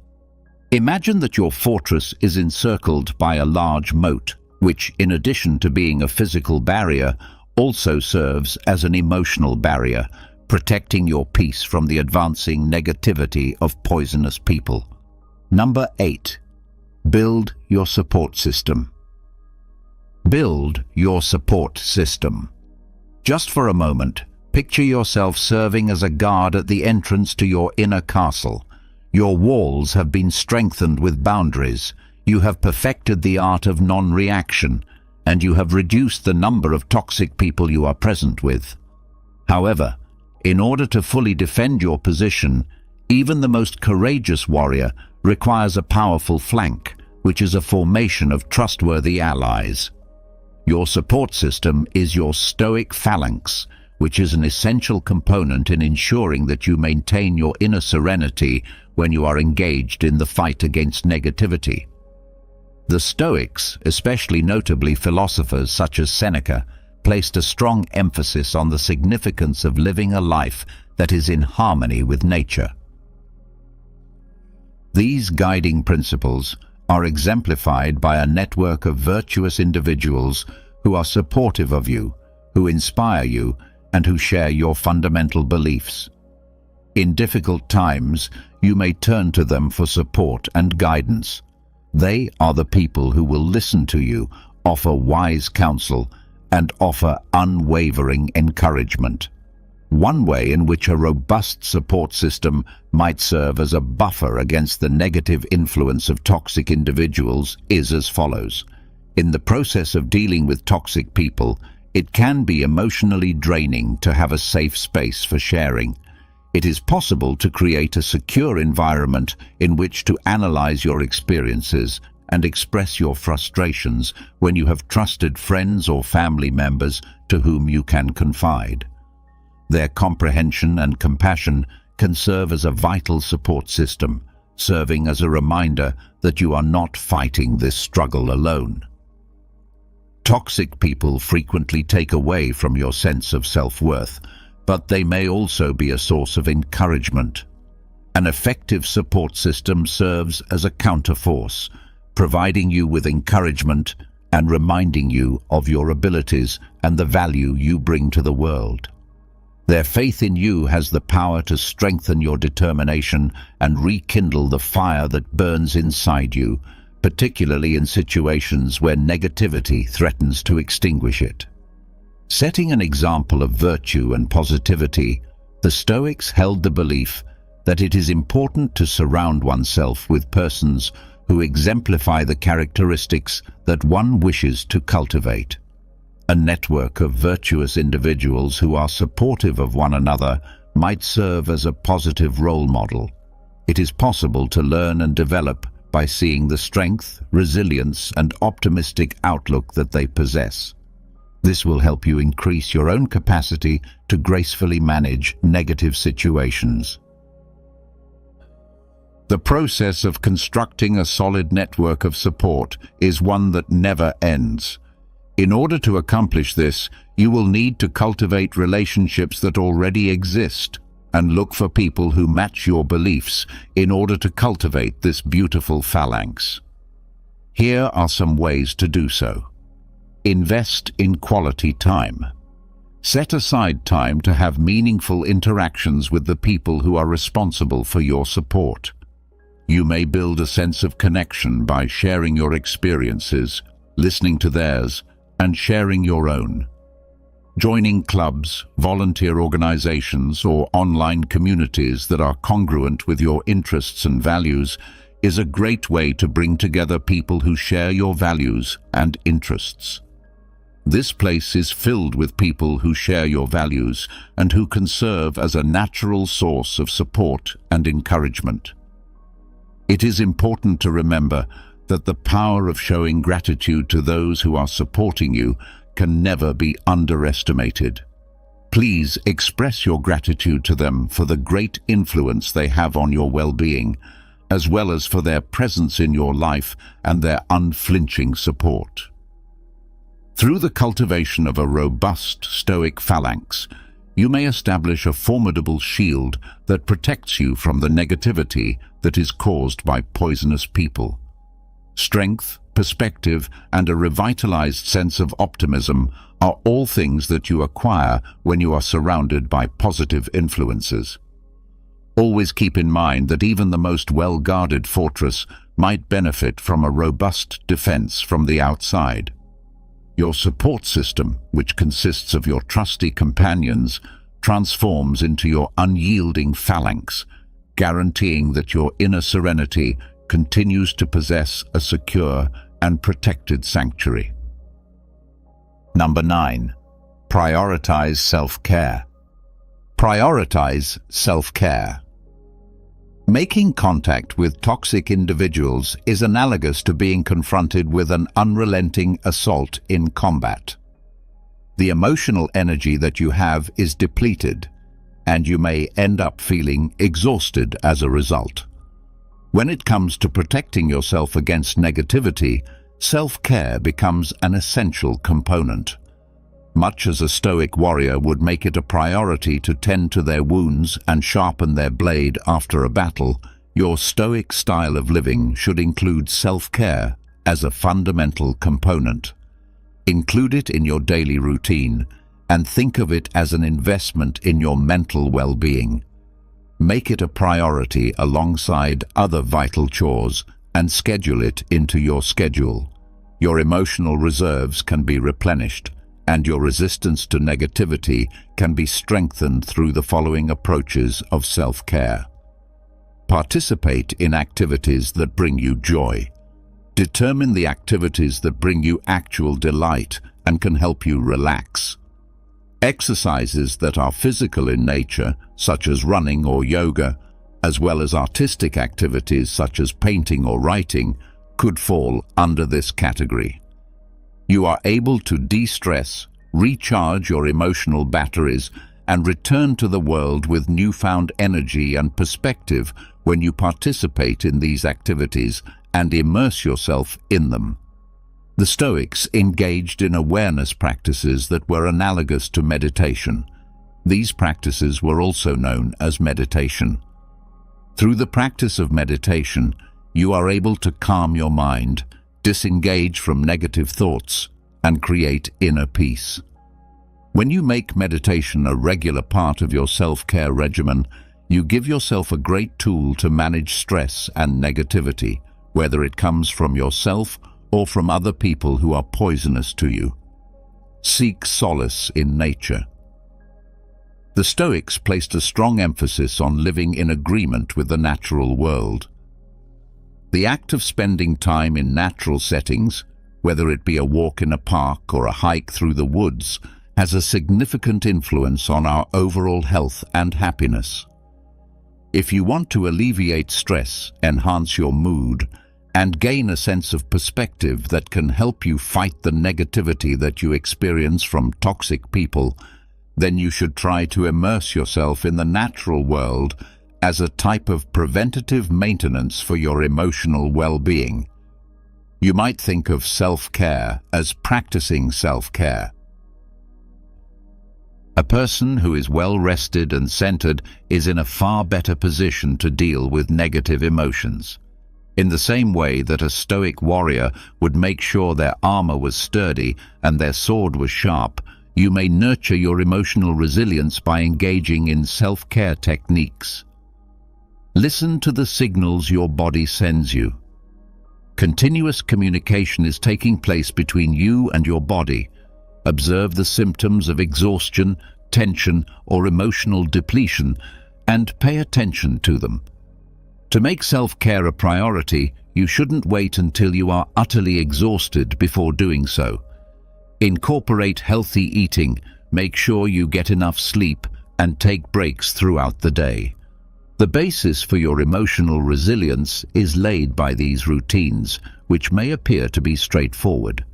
In the same way that you established boundaries with people who are poisonous to you, you should also establish boundaries around the time you spend on self-care. Denying requests that might interfere with your time to relax, or setting aside certain times throughout the day to engage in activities that promote self-care are examples of ways to accomplish this.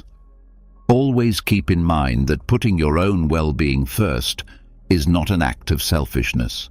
Rather, it is necessary for preserving your emotional resilience. You can become a more powerful and well-balanced individual by implementing self-care into your Stoic way of life.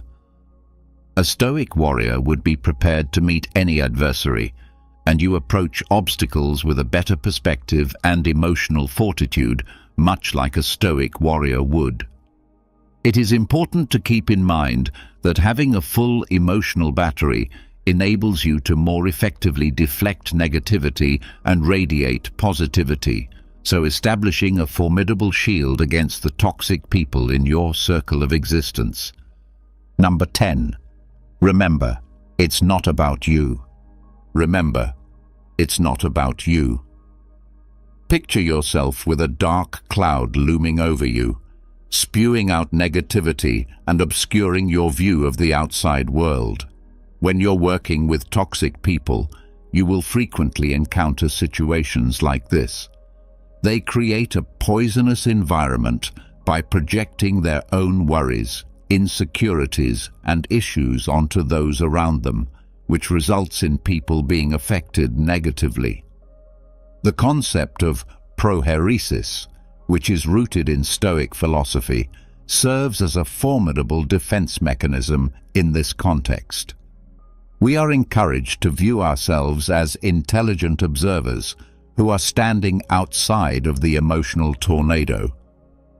Through the use of the phrase prohairesis, which is utilized by Stoic philosophers, we become impartial analyzers of the issue, separating ourselves from the negative aspects of the scenario and concentrating on the rational aspects. When interacting with toxic people, it is essential to maintain this level of detachment because the insults and negativity they express are rarely directed at the individual. Rather, they are reflections of the individual's own inner issues. You can navigate the toxicity of toxic people by utilizing Stoic detachment in the following ways. In order to divert attention away from their own inadequacies, toxic people frequently resort to blaming others, criticizing others, and being negative. You are able to discern this projection for what it is by applying the prohairesis. Distancing yourself from the emotional undercurrent will allow you to observe their conduct in an impartial manner, much like a scientist would while investigating a phenomenon. You are able to comprehend that their negativity is a product of their own internal landscape and not a reflection of you or your worth. When you have the ability to detach yourself from the situation for a moment, their behavior is not a reflection of your character. Rather, it is a symptom of themselves and the problems they are experiencing. Take, for example, the dark cloud. Although it may throw a shadow, it has nothing to do with the ground that it momentarily obscures. The sky above still has the sun blazing brightly. Epictetus, a major Stoic philosopher, tells us that it is not that we have a short time to live, but that we waste a lot of it. This highlights the need of focusing on your Stoic path. The length of our lives is sufficient, and a considerable quantity has been bestowed upon us for the most important reasons, provided that we are able to make the most of it correctly. If you want to avoid wasting your valuable time and energy, You should avoid getting involved with the negative energy of toxic people. Maintain your emotional distance. Make it a priority to look after your own health and keep moving forward on the Stoic path that will lead you to a life filled with virtue and calm. It is not the same thing as apathy to be detached. While it is possible to show compassion for their troubles, it is not necessary for you to become a victim of the emotional storms that they are experiencing. You can protect your inner calm and emotional well-being by practicing Stoic detachment, which requires you to change yourself from a passive target into a centered observer. It is important to keep in mind that the sun is still shining brilliantly above the mountains of clouds. Number 11. Don't try to fix them. Don't try to fix them. The desire to mend, to heal, and to engage in the role of a therapist can be powerful, particularly when you are confronted with a person you care about who engages in behaviors that are harmful to others. On the other hand, in the sphere of Stoicism, this road frequently results in frustration and a depletion of one's own emotional reserves. When it comes to cultivating transformation, toxic individuals, like plants that are suffocated by weeds, require their own willpower and work. This transition cannot be compelled by any means, for the following reasons. Stoicism places a greater emphasis on concentrating on what you are able to control, which is your own reactions and interactions, rather than making an effort to change a toxic person. The onus of accountability for the actions of a toxic person is entirely on the individual himself or herself. It is necessary for them to make the deliberate decision to address their negative emotions and look for a way to achieve virtue. Trying to take on this responsibility for them will only result in an unhealthy dynamic and will hinder them from taking responsibility for the problems they are experiencing. One of the fundamental principles of Stoicism is the acceptance of things that are beyond one's ability to control. This includes things like the actions of other people, the circumstances of the outer world, and the ever-changing conditions of existence. The negativity that is exhibited by a poisonous person is a perfect example of this category. Because you have come to terms with this fact, you have liberated yourself from the fruitless effort to alter them. Imagine that your inner tranquility is a blooming garden. This is the focus of your Stoic garden. The toxic people in your life, with their negative attitude, are like weeds that threaten to suffocate the growth that you have painstakingly cultivated. You are wasting your time and effort by attempting to uproot them in the garden of another person. Put your attention on things that are important to you, such as establishing positive connections, tending to your virtues, and engaging in self-care practices. The Stoic philosophy, on the other hand, places a high importance on assisting others in achieving virtue. If you feel compelled, there are ways to encourage a toxic person to engage in self-reflection. However, it is important to keep in mind that you have limitations. Instead of trying to dictate the path that they should take to change, you should offer materials that could potentially stimulate their own introspection. Then, you would try to solve their problem. A book on good communication, a recommendation for a therapist, or even just a kind suggestion to evaluate the consequences of their actions could be included in this, depending on the circumstances. You can have the most significant influence on others by demonstrating Stoic principles in your own life. This is the most effective way to lead by example. You have the ability to act as a vibrant beacon, a monument to the transformational power of Stoic ideas. Through your calm attitude, measured responses, and unwavering emphasis on virtue, sometimes despite your best attempts, A toxic person will continue to be entrenched in their negativity. It is important to know when to get away from them. In circumstances like these, Stoicism recommends establishing boundaries and, if necessary, withdrawing from the situation in order to safeguard one's own well-being. Keep in mind that you are unable to influence their trip, but you have the ability to pick your own path. Through the process of internalizing these ideas, you will convert yourself from a frustrated fixer into a stoic facilitator. You are able to provide assistance without jeopardizing your own health, and you are able to develop a garden that may flourish in spite of the weeds that may be growing in other areas. Number 12. When to walk away. When to walk away. Imagine if you are looking for safety amid the tranquility of your stoic castle of refuge. You have developed your emotional detachment, and you have planted a healthy inner garden. You have also strengthened your walls by establishing limits.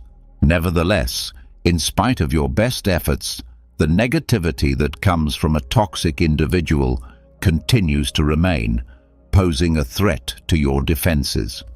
The ability to recognize when it is appropriate to withdraw from a situation is a fundamental Stoic precept. Making the decision to leave a toxic relationship, particularly one that involves close family members or co-workers, can be a decision that is extremely difficult to make. Prioritizing your mental health, on the other hand, is of the utmost importance. Stoics have a strong belief in the importance of leading a moral life and acting rationally. In direct opposition to these ideals is the practice of maintaining a relationship that undermines your sense of inner calm. This is why the Stoic philosophy is consistent with the practice of removing oneself from a harmful situation. Keeping your Stoic sanctuary safe, your inner serenity is your sacred sanctuary, a place of refuge that you develop through self-care, mindfulness, and Stoic practices. And someone that is poisonous with their unrelenting negativity is comparable to a persistent siege that is being laid on your fortress. It is possible to safeguard your emotional well-being and secure your sanctuary by removing yourself from the situation. Put your attention on what really matters. Seneca, a great Stoic philosopher, reminds us that life is a precious commodity by saying, "The whole future lies in uncertainty. Live immediately." Continuing to be in a relationship that is unhealthy is a waste of this valuable time and energy. You give yourself the opportunity to invest in positive connections, meaningful pursuits, and experiences that nourish your spirit and contribute to a flourishing existence. When you move away from whatever is holding you back, accepting that which is out of our control is a key component of Stoicism, and other people's behaviors are a fantastic example of this. Moreover, Stoicism promotes detachment during this period. A decision to walk away from something does not indicate weakness or defeat. Rather, it indicates acceptance of a circumstance that you are unable to change and a deliberate choice to detach from negative emotions. You are not giving up on the individual. Rather, you are giving up on the poisonous dynamic that is detrimental to your body and mind. Moving on from a situation is not a choice that should be made flippantly. Take into consideration the following factors. Have you tried every other possible course of action? Do you have any experience with communication, establishing limits, or providing resources? Is there a recurring pattern of negativity, or is it a specific instance? Do you feel that the connection has a significant impact on your well-being? It's not necessary for there to be a dramatic scene as you walk away.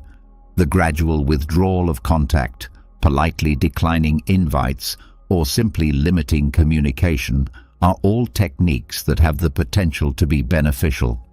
Keep in mind that removing yourself from a situation is a Stoic act of protecting your inner calm and a type of self-care. You can live a life that is led by reason, virtue, and peace if you make your well-being a priority. This will allow you to create room for positive relationships and experiences to develop. Number 13. Forgive yourself. Forgive yourself. Consider the following scenario. You are about to embark on a lengthy journey, and you are carrying a hefty bag that is full of hatred and fury toward a poisonous individual. The weight of this responsibility slows you down, preventing you from making progress and draining your energy. Within the Stoic framework, forgiveness is defined as the process of releasing one's emotional baggage, not for the sake of the other person, but for one's own sake. The Stoics placed a strong emphasis on the significance of accepting things that are beyond our ability to control, with the actions of other people serving as a notable example. The act of harboring hate and resentment toward a person who creates a toxic environment falls clearly inside this category. Remaining steadfast in these unfavorable feelings will only cause you harm, contaminating your present and casting doubt on your future. Stoic principles equip you with the ability to forgive yourself and free yourself from the load of negativity in the following ways. Concentrate on your inner landscape.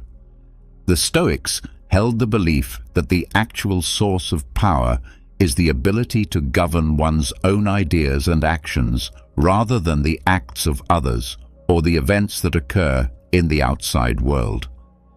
In order to recover control of your inner landscape and make room for serenity and emotional well-being, you must first forgive yourself and then let go of any animosity you may continue to harbor. Forgiveness, in the Stoic understanding, does not involve condoning the behavior of the poisonous person. Rather, it is about accepting the behavior of the toxic person, acknowledging what has occurred, coming to terms with the fact that it is beyond your control, and making the decision to move forward with a lighter heart. These are all important steps. The famous Stoic emperor Marcus Aurelius tells us that you have power over your mind. You do not have power over events that occur outside of yourself. Make this a reality, and you will discover your strength. Your ability to forgive gives you the ability to reclaim this power. Finding a way to break the cycle of negativity. Resentment is a prison that one has created for oneself. If you continue to hold on to it, you are allowing the toxic person to continue to have a detrimental impact on your life, even though they are no longer there. A break in this cycle can be achieved by forgiving yourself, which will release you from the emotional shackles of the past. The process of forgiving oneself does not take place overnight.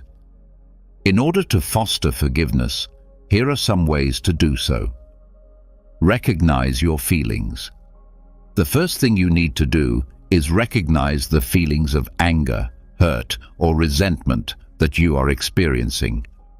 When these feelings are repressed, it just serves to slow down the healing process. Practicing self-compassion entails treating oneself with the same empathy and consideration that you would provide to a friend experiencing a similar situation. Not only are you a victim of their negativity, but you are also a victim of their behavior. Make an effort to evaluate the event in an objective manner. Was the toxic individual acting maliciously, or were there other things at play that contributed to the situation? Transforming your point of view can help cultivate empathy and understanding, which in turn can pave the road for forgiveness. A gift is something that you offer to yourself, and forgiveness is a gift. You may make room for emotional healing, progress and a life that is more rewarding by letting go of the burden of negativity. Imagine that you are going on your journey, your backpack lighter and your heart lighter, and that you are prepared to accept the adventures that are still to come with a renewed sense of strength and tranquility. You have the ability to convert yourself from a passive victim of toxic people into a resilient warrior of your inner peace by applying these 13 methods that are inspired by Stoic philosophical thought. Keep in mind that a life that is devoid of negativity is a life that is worth fighting for. Imagine facing immense challenges and adversities only to emerge stronger and wiser on the other side. What if you could tap into an ancient source of wisdom to guide you through life's trials today? Let's explore the teachings of Marcus Aurelius, a great Roman emperor and philosopher, and discover how his timeless wisdom can help us build resilience and inner strength when faced with adversity. Marcus Aurelius, despite being one of the most powerful men of his time, encountered countless struggles, from political upheavals to personal losses. Amid these challenges, he wrote his deeply introspective and insightful book, Meditations, as a way of self-improvement and reflection. His personal thoughts have inspired countless people over the centuries, providing guidance on how to live a virtuous and fulfilling life. In today's fast-paced and uncertain world, resilience and inner strength are more essential than ever. We are constantly faced with changes in our careers, relationships, and personal lives. What if we could learn to navigate these changes with grace and wisdom, turning adversity into an opportunity for growth and self-discovery? This is where Marcus Aurelius's Meditations can help. As a philosopher and historical figure, he emphasized the importance of cultivating inner virtues and practicing self-control. By focusing on what we can control, our thoughts, emotions, and actions, we can overcome external circumstances and maintain balance and serenity. In essence, Stoicism teaches us to be the architects of our own happiness and well-being, no matter the challenges we face. In this video, we'll dive into 10 timeless life lessons from Marcus Aurelius that will help us build resilience and inner strength. These lessons offer practical advice for dealing with difficult situations and will inspire us to develop a more resilient mindset in daily life. By applying his wisdom, we can become better equipped to deal with adversity, grow from our experiences, and ultimately live a more fulfilling life. As we journey through these lessons, we'll explore the importance of controlling our thoughts and perceptions, accepting what we cannot change, focusing on the present moment, cultivating humility and empathy, and much more. Whether you're facing personal or professional setbacks or seeking guidance on living a more balanced life, Marcus Aurelius's teachings can serve as a powerful source of wisdom and inspiration. Lesson 1. Control your perception. Everything we hear is an opinion, not a fact. Everything we see is a perspective, not the truth. Our perception of the world shapes our reality, influencing how we react to situations, interact with others, and ultimately feel about ourselves. By recognizing that our reactions are based on our perspectives, we can let go of the urge to control what's beyond our reach. A useful technique for cultivating this mindset is detachment. Detachment involves recognizing the impermanent nature of life, understanding that everything is subject to change. By embracing this, we can develop a more balanced perspective and learn to flow with life's natural changes. When faced with a challenge, remind yourself that this too shall pass, and approach the situation with an open heart and mind. Meditation can also help promote acceptance. Setting aside time each day to calm your mind and observe your thoughts and emotions helps you develop a better understanding of your reactions. This increased self-awareness allows you to more easily recognize when you're struggling to accept what can't be changed and adopt a more receptive mindset. Learning to accept the things we cannot change is essential for building resilience and inner strength. By practicing awareness, detachment, and meditation, we can cultivate a more balanced approach to life's challenges. This mindset not only helps us face adversity with grace, but also allows us to appreciate life's beauty and richness. Marcus Aurelius beautifully captures this philosophy. Accept the things to which fate binds you, and love the people with whom fate brings you together, but do so with all your heart. Do not dwell in the past. Do not dream of the future. Concentrate the mind on the present moment. His emphasis on living in the present moment reminds us not to be consumed by past regrets or future anxieties. By focusing on the here and now, we can experience life more fully and find peace and contentment. Living in the present moment offers numerous benefits: reduced stress and anxiety, increased self-awareness, and improved mental well-being. When we practice mindfulness, we engage fully with our experiences and emotions without being distracted by worries.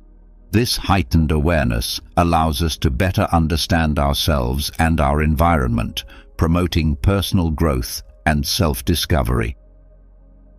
One way to cultivate mindfulness is through meditation. To practice, find a quiet space, sit comfortably, and focus on your breath. When thoughts and emotions arise, acknowledge them without judgment and gently return your focus to your breath.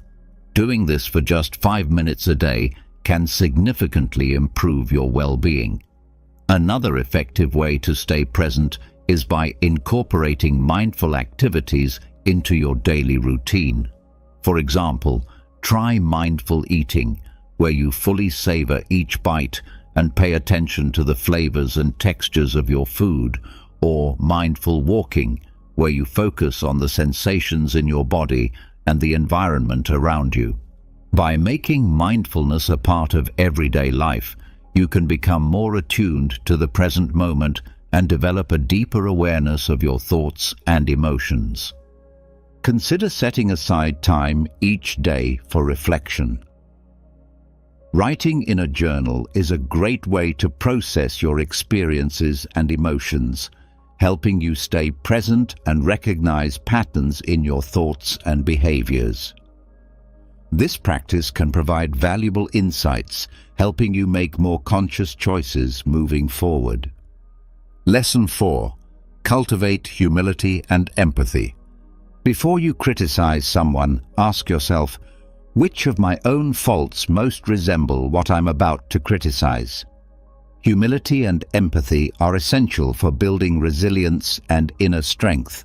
These virtues help us develop stronger relationships, foster a compassionate mindset, and remind us to reflect on our own imperfections before judging others.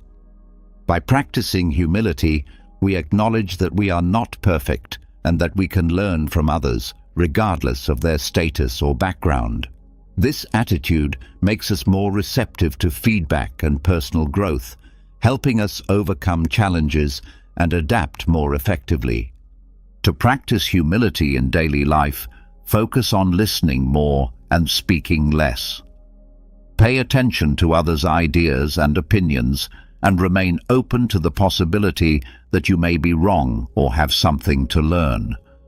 Be willing to admit mistakes and take responsibility for your actions.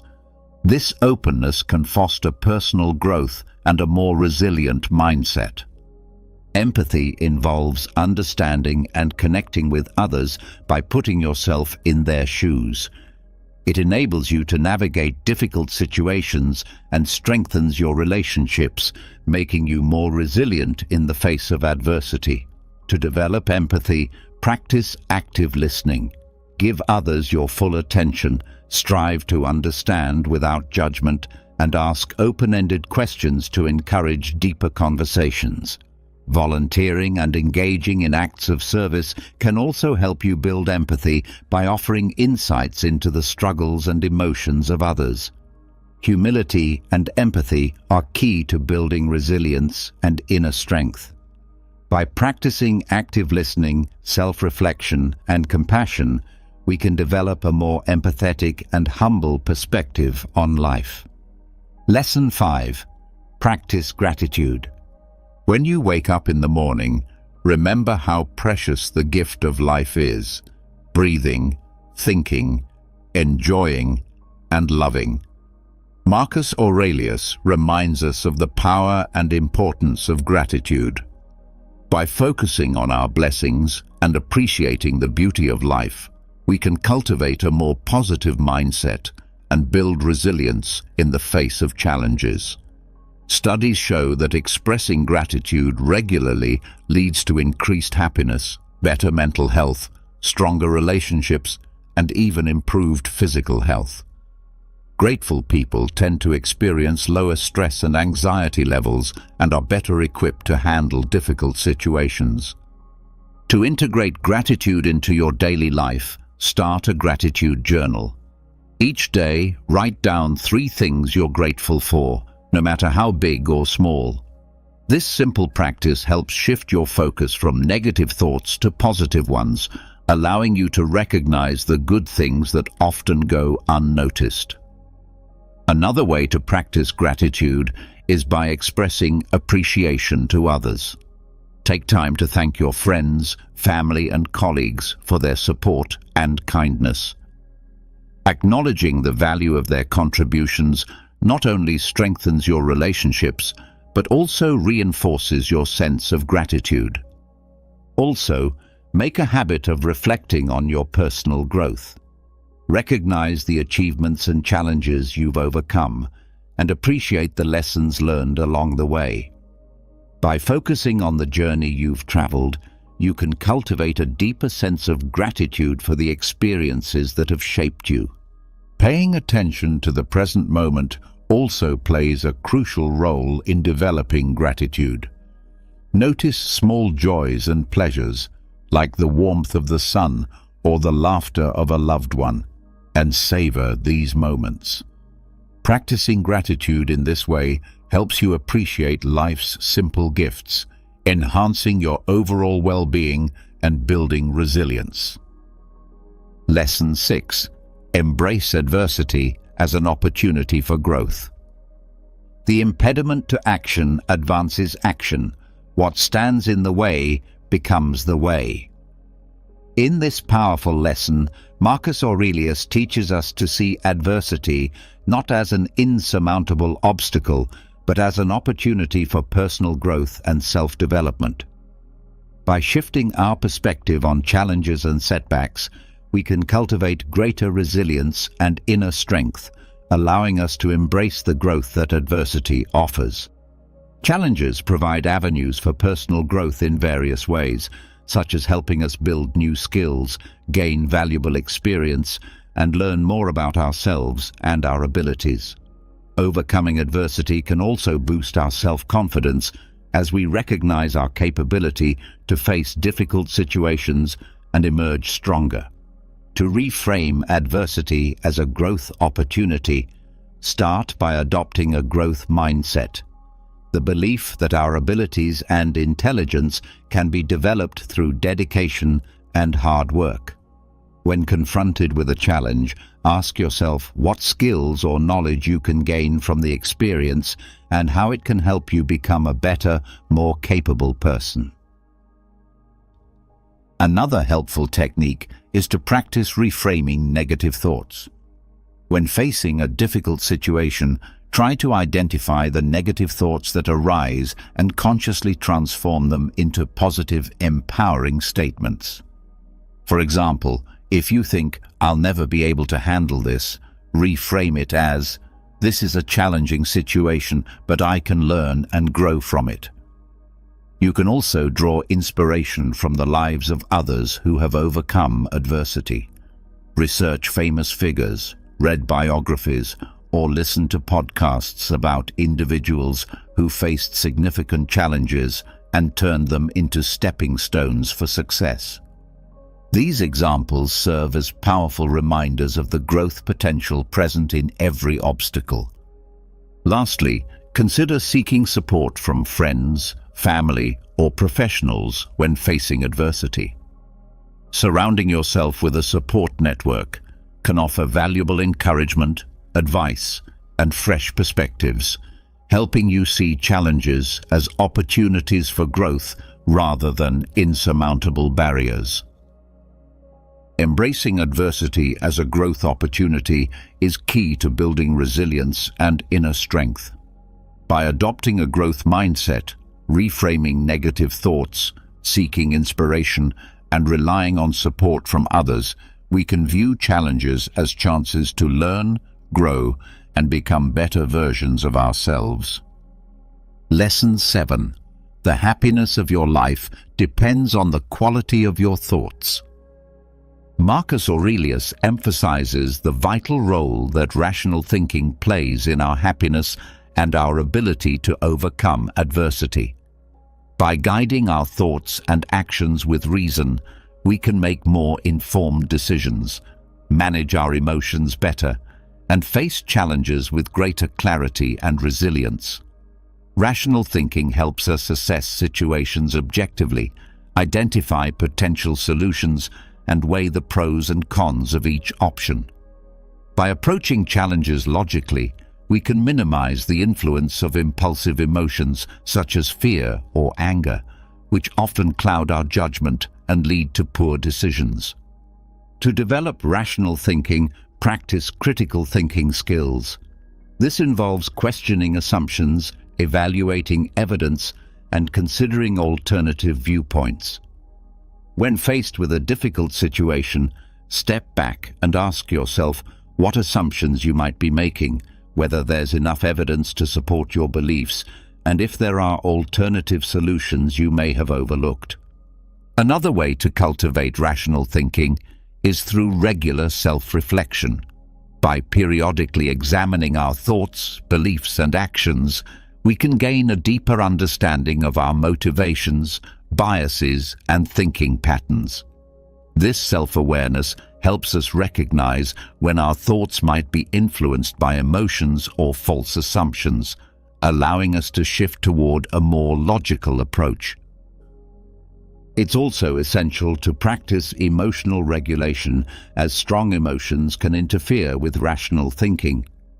Techniques such as mindfulness meditation and deep breathing exercises can help manage emotions more effectively, creating the mental space needed for clear and logical thinking. Lastly, seek opportunities to enhance your problem-solving skills.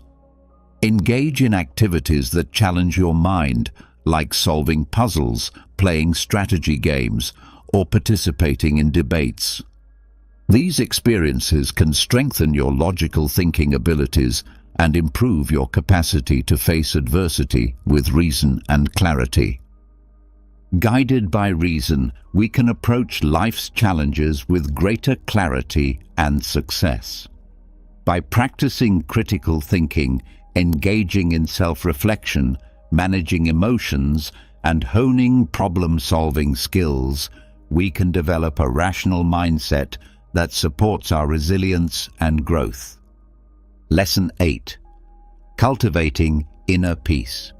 Marcus Aurelius reminds us that the quality of our thoughts greatly affects our emotional state and inner peace. Cultivating inner peace is essential for building resilience and maintaining emotional balance, as it helps us face challenges more effectively while preserving a sense of calm. Inner peace is important for several reasons. First, it enables us to manage stress and anxiety more effectively. When we are at peace with ourselves, we can handle life's pressures and uncertainties with greater ease. This emotional equilibrium helps prevent burnout, reduces the risk of mental health issues, and promotes overall well-being. Second, inner peace allows us to think more clearly and make better decisions. When our minds are not clouded by emotional turmoil, we can approach challenges with greater clarity and focus. This enables us to develop more effective solutions and strategies. One way to cultivate inner peace is by engaging in activities that bring joy and relaxation, such as spending time in nature, dedicating yourself to hobbies, or connecting with loved ones. Prioritizing self-care and participating in soul-nourishing activities can help replenish your emotional reserves, promoting a sense of balance and tranquility. It's also crucial to develop healthy ways to deal with stress and negative emotions. This might include practicing deep breathing exercises or engaging in physical activities like yoga or hiking. These techniques can help redirect your attention and restore emotional equilibrium. Additionally, adopting a regular gratitude practice can promote inner peace. By focusing on the positive aspects of your life and expressing gratitude for your blessings, you can cultivate a more optimistic perspective. If you've made it this far, congratulations. Consider yourself strong, as many people give up along the way. Leave a comment saying, "I am a new person," to show your strength and determination. Now that you've made it this far, you're definitely going to stay until the end. Lesson 9. Embrace what is spiritually superior, regardless of what others think or do. In this lesson, Marcus Aurelius urges us to detach from external events and circumstances, focusing instead on our internal values and spiritual growth. By not seeking validation or satisfaction from external sources, we can develop greater resilience and inner strength. The benefits of detachment are numerous. It helps maintain emotional stability in the face of adversity, prevents excessive attachment to outcomes, possessions, or others' opinions, and reduces stress, anxiety, and disappointment. To cultivate detachment in everyday life, start by becoming more aware of your thoughts and reactions to external events. Observe your emotions and thoughts without clinging to them. This increased self-awareness helps you recognize when you're overly invested in external circumstances and allows you to consciously redirect your focus inward. Another way to practice detachment is by regularly reminding yourself of life's impermanence.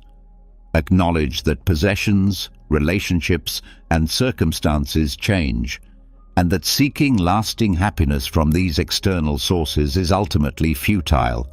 Instead, focus on finding contentment and inner fulfillment through personal growth, values, and spirituality. Developing a strong sense of identity and knowing your core values also helps cultivate detachment. When you have a clear understanding of what truly matters to you, it becomes easier to let go of external factors that don't align with your values. Take time to reflect on your core beliefs and let them guide your decisions and actions. Engage in regular spiritual or reflective practices such as meditation, journaling, or prayer. These practices deepen your connection with your inner self, foster detachment from external influences, and encourage a greater focus on personal growth and spiritual development. Practicing detachment from external events and circumstances is a powerful tool for building resilience and inner strength. By cultivating mindfulness, embracing impermanence, understanding your values, and engaging in spiritual practices, you can face life's challenges with greater grace and equanimity. Lesson 10. Appreciate what you have rather than long for what you don't. In this final lesson, Marcus Aurelius highlights the importance of perseverance and maintaining momentum in the face of adversity. By focusing on the blessings we already possess and nurturing a growth mindset, we can continue to evolve even through challenges. Perseverance is key to overcoming adversity, as it allows us to push through obstacles, learn from setbacks, and keep moving forward toward our goals, building resilience and inner strength along the way. To stay motivated and maintain a growth mindset, begin by setting clear, achievable goals that align with your values and passions. Having a clear vision of what you want to achieve will help you stay focused and motivated, even in the face of obstacles. Break down your goals into smaller, manageable steps and celebrate your progress as you go.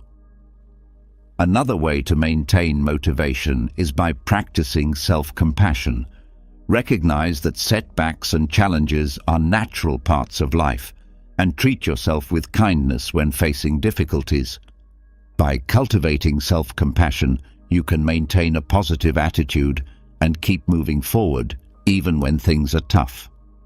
Surrounding yourself with supportive, like-minded individuals can also help keep you motivated. Seek out friends, mentors, or support groups who share your values and goals, and draw inspiration from their successes and experiences. Set aside regular time to reflect on your progress, recognizing the obstacles you've overcome, the skills you've gained, and the growth you've achieved along the way. Maintaining perseverance and momentum is essential for overcoming adversity and building resilience. By practicing self-compassion, surrounding yourself with supportive individuals, and reflecting on your progress, you can sustain your motivation and keep moving forward, no matter what challenges life presents. We've just explored 10 powerful life lessons from Marcus Aurelius's Meditations that can help us build resilience and inner strength. These lessons offer insights on how to manage our perceptions, accept what we cannot change, focus on the present, develop humility and empathy, practice gratitude, embrace challenges as opportunities for growth, be guided by reason, cultivate inner peace, practice detachment, and maintain constant momentum. By integrating these timeless teachings into our daily lives, we can foster personal growth, overcome adversity, and live more meaningful and purpose-driven lives. It's important to remember that building resilience and inner strength is a lifelong journey. Applying these lessons takes time, practice, and dedication. As you continue to face challenges, turn to the wisdom of Marcus Aurelius and strive to live according to the principles he expressed. Doing so will not only make you more resilient and resourceful in difficult times, but also help you discover a deeper sense of inner peace, purpose, and fulfillment. As we conclude, I encourage you to reflect on these 10 lessons and think about how you can apply them to your own journey of personal growth and self-discovery. Remember, Marcus Aurelius's wisdom is a timeless guide that can help you navigate life's challenges with grace, wisdom, and resilience. If you've made it this far, be sure to comment the phrase, "I am a new person," so I know this video has made a positive impact on your life. All right, let's get real. Ever notice how some people just love to test your boundaries? They interrupt, make passive-aggressive comments, or act like your time and feelings are optional, and we're supposed to just smile and let it slide? Not today. If you're done putting up with people who don't respect you, this video is for you. Today, I'm breaking down brutally honest, maybe even a little controversial, ways to handle disrespect without losing your cool and without sacrificing your self-respect. So buckle up, because by the end of this, you'll have every tool you need to show people exactly where the line is drawn. Let's dive in. 1. Embrace the silent stare. Let's start with one of my all-time favorite slightly savage techniques, the silent stare. Now, you might be thinking, really? Just staring? Yes, trust me on this.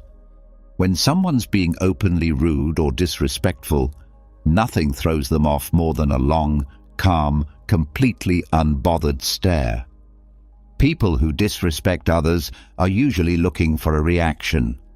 They want you to stammer, get flustered, maybe even snap back. They're looking to drag you into their drama, to make you question yourself or feel small. But when you just look at them, no words, no expressions, just steady eye contact, suddenly the power dynamic flips. Now I get it. This might sound a little passive-aggressive, but hear me out. There's something deeply unsettling about someone who doesn't give the reaction they were expecting. When you hold a steady, silent stare, you're saying without a word, "I'm not playing this game with you." It's a way of reclaiming control without even lifting a finger, and sometimes that silent stare is the clearest, most powerful no you'll ever say. Let me tell you about a time this technique worked like magic. I was in a group meeting where one guy kept talking over me, cutting me off like he was on a mission. You know the type, loud, overconfident, thinking everyone's there to listen to his wisdom. I tried interjecting. I tried being polite, but he wouldn't stop. So finally, I just looked at him. I leaned back in my chair, crossed my arms, and held his gaze. No blinking, no expression, just stared. For 5 solid seconds, I said nothing. You could feel the tension build, and the best part? Everyone else at the table started looking at him too, wondering what he'd do. You know what happened? He got uncomfortable, stumbled over his words, and suddenly looked anywhere but at me. He didn't interrupt me for the rest of the meeting. That silent stare did more than any words could have. And it didn't just stop his behavior in the moment. He actually started treating me with more respect after that, as if he'd finally realized I wasn't someone he could just bulldoze. Sometimes you have to show people who you are without saying a word. Let's dig a little deeper, because this is more than just a power move. When you embrace the silent stare, it's like a reminder to them and to yourself that you don't have to dance to someone else's tune. You don't owe anyone an emotional reaction, and you don't have to prove yourself to people who don't see your worth. This is about reclaiming your space, your peace, and your dignity. Too often, when someone is disrespectful, we feel an urge to defend ourselves, to make our case, or worse, to let it slide because we don't want to create a scene. But the silent stare, it's not about being aggressive. It's about showing that you're grounded, unbothered, and unapologetically in control of your own emotions. It's also about accountability. People who are used to disrespecting others often do it without even thinking. They've never been called out, never faced real consequences for treating others poorly. When you give them that silent, deadpan look, it's like you're holding up a mirror. Suddenly, they're left alone with their own behavior. You're not telling them they're wrong, you're showing them. And most people don't like to see themselves like that. That's why this works. I've noticed that the silent stare tactic does more than just get the other person to back off. It also strengthens your sense of self-worth. When you stand there silent and still, you're reminding yourself that their words or actions can't shake you. I used to be the type who'd nervously laugh off rude comments or try to explain myself when someone questioned my choices. But honestly, that just drained my energy and made me feel worse. Learning to just look at someone, to let that silence fill the room without backing down, was a game changer. It feels like a small act of defiance, a quiet but powerful declaration of self-respect. So if someone's being rude, pushing boundaries, or making you feel less than, try the silent stare. Just look at them. Let them feel the weight of your calm. You'll be surprised at how uncomfortable it makes them and how empowered it makes you feel. The silent stare says, "I respect myself too much to get dragged into your negativity," and that's a message worth sending. 2. Embrace silence as your answer. Here's a little secret weapon that's incredibly underrated. Silence. When someone disrespects you, one of the most powerful responses is no response at all. Now I know what you're thinking. Silence feels passive, almost like you're letting them get away with it, right? But here's the truth. Silence is far from passive. It's a choice. And sometimes it's the boldest, loudest answer you can give. When someone's throwing negativity at you, they're trying to pull you into their drama, to make you feel small or defensive. But when you don't engage, when you just let their words hang in the air without responding, it forces them to sit alone with their own behavior. And that silence, it's deafening. Now here's why this works so well. People who disrespect others usually expect a reaction. They're looking for a fight, a justification, or just some kind of validation for their own behavior. But silence says, "I'm not giving you my energy." By not engaging, you're keeping control of the conversation and letting them know, "I'm not here to entertain your disrespect." Sometimes the most powerful way to communicate is by not communicating. It's a quiet, subtle reminder that they're not worth your time or your words. I remember once being in a situation with someone who just couldn't resist making these little digs. You know the kind of person, hides their insults as jokes and tries to pass it off as harmless fun. So one day, he says something completely unnecessary about my work, clearly just to get a rise out of me. Normally, I would have tried to explain myself, or maybe even fired back a comment. But this time, I just looked at him, raised an eyebrow, and said absolutely nothing. I let his words hang in the air, letting him feel that awkward, silent pause. And you know what? He didn't know what to do. He looked at me, then looked down, mumbled something, and moved on. That moment was the last time he tried pulling that with me. It was like he realized that if I wasn't reacting, there was no power to be gained. That's the beauty of silence. It starves disrespect of the attention it craves. Here's the deeper message. When you choose silence, you're choosing yourself. You're saying, "I value my peace over your opinion of me." And that's not just empowering, it's revolutionary. So often, we feel pressured to respond, to explain ourselves, to defend our choices, or to prove our worth to people who frankly aren't interested in respecting us. But by embracing silence, you're refusing to play by their rules. You're taking a stand without lifting a finger. You're letting them know, "You're not worth my words."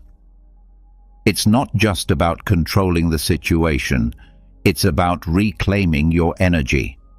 Silence is like a filter. It keeps your peace intact by blocking out the negativity that others try to project onto you. The moment you stop feeling the need to respond to every rude comment or passive-aggressive jab, you free yourself. You stop giving people access to your inner world, and you start living on your own terms. I'll be real with you. Learning to use silence wasn't easy for me. I used to think that if I didn't defend myself, I'd look weak or passive. But I started noticing something interesting. Every time I responded to people who disrespected me, I'd end up drained and frustrated. But when I held my tongue and let their comments pass by like white noise, I realized I felt lighter, stronger, and more in control. It was like I took back a piece of my power every time I chose silence over reaction. Here's my challenge to you. The next time someone disrespects you, just pause, take a deep breath, look them in the eye, and say nothing. Let your silence speak for itself. You might be surprised by how uncomfortable they get and how freeing it feels for you. Embrace silence as your answer, because sometimes saying nothing is the most powerful statement of all. All right, this one's going to hit home for a lot of us. Stop explaining your choices. Seriously. How many times have you made a decision for yourself only for someone to immediately start asking, why? Why did you do that? Why didn't you go to that event? Why'd you take that job? People seem to think they're entitled to an explanation for everything we do. And here's the honest truth. They're not. Your choices are your own, and you don't owe anyone an explanation for how you live your life. It might sound controversial, but let's face it. If someone's questioning your choices, they're often not looking to understand. They're looking to judge. They're looking to poke holes, make you doubt yourself, or feel better about their own decisions by making you second-guess yours. You don't have to play along. When you stop explaining yourself, you reclaim your autonomy and show them that your life isn't up for debate. Let's dig a bit deeper into why people feel so entitled to an explanation in the first place. When people question your choices, it's often because your decision challenges their view of the world. Maybe you're taking a risk they're too scared to take, or maybe you're stepping out of the norm they find so comforting. Your independence or willingness to do things differently can make them uncomfortable, and asking you to explain is their way of trying to fit you back into their comfort zone. But here's the kicker. Just because they're uncomfortable doesn't mean you're responsible for reassuring them. Your life isn't a public service announcement. You don't have to justify your choices to anyone. I remember when I decided to switch careers, moving from a safe job to something I was actually passionate about. But that came with a lot more risk. The moment people found out, it was like I'd announced I was moving to Mars. I kept getting asked, why would you leave a stable job? And how are you going to make it work? At first I'd try to explain, talk about how I wanted something more fulfilling, about how I had a plan. But I quickly realized that no matter what I said, it never felt like enough.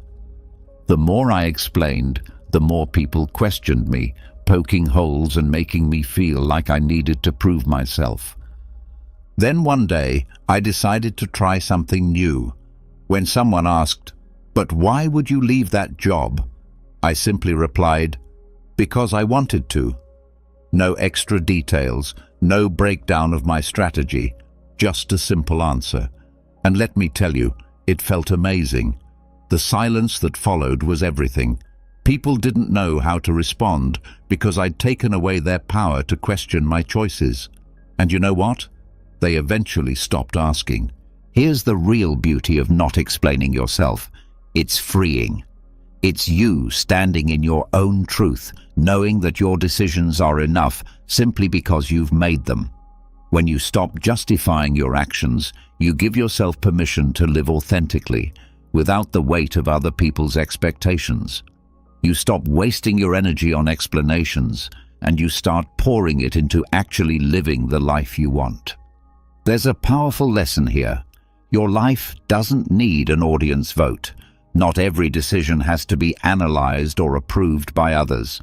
When you stop explaining yourself, you're letting people know, I'm confident enough in my choices that I don't need your approval.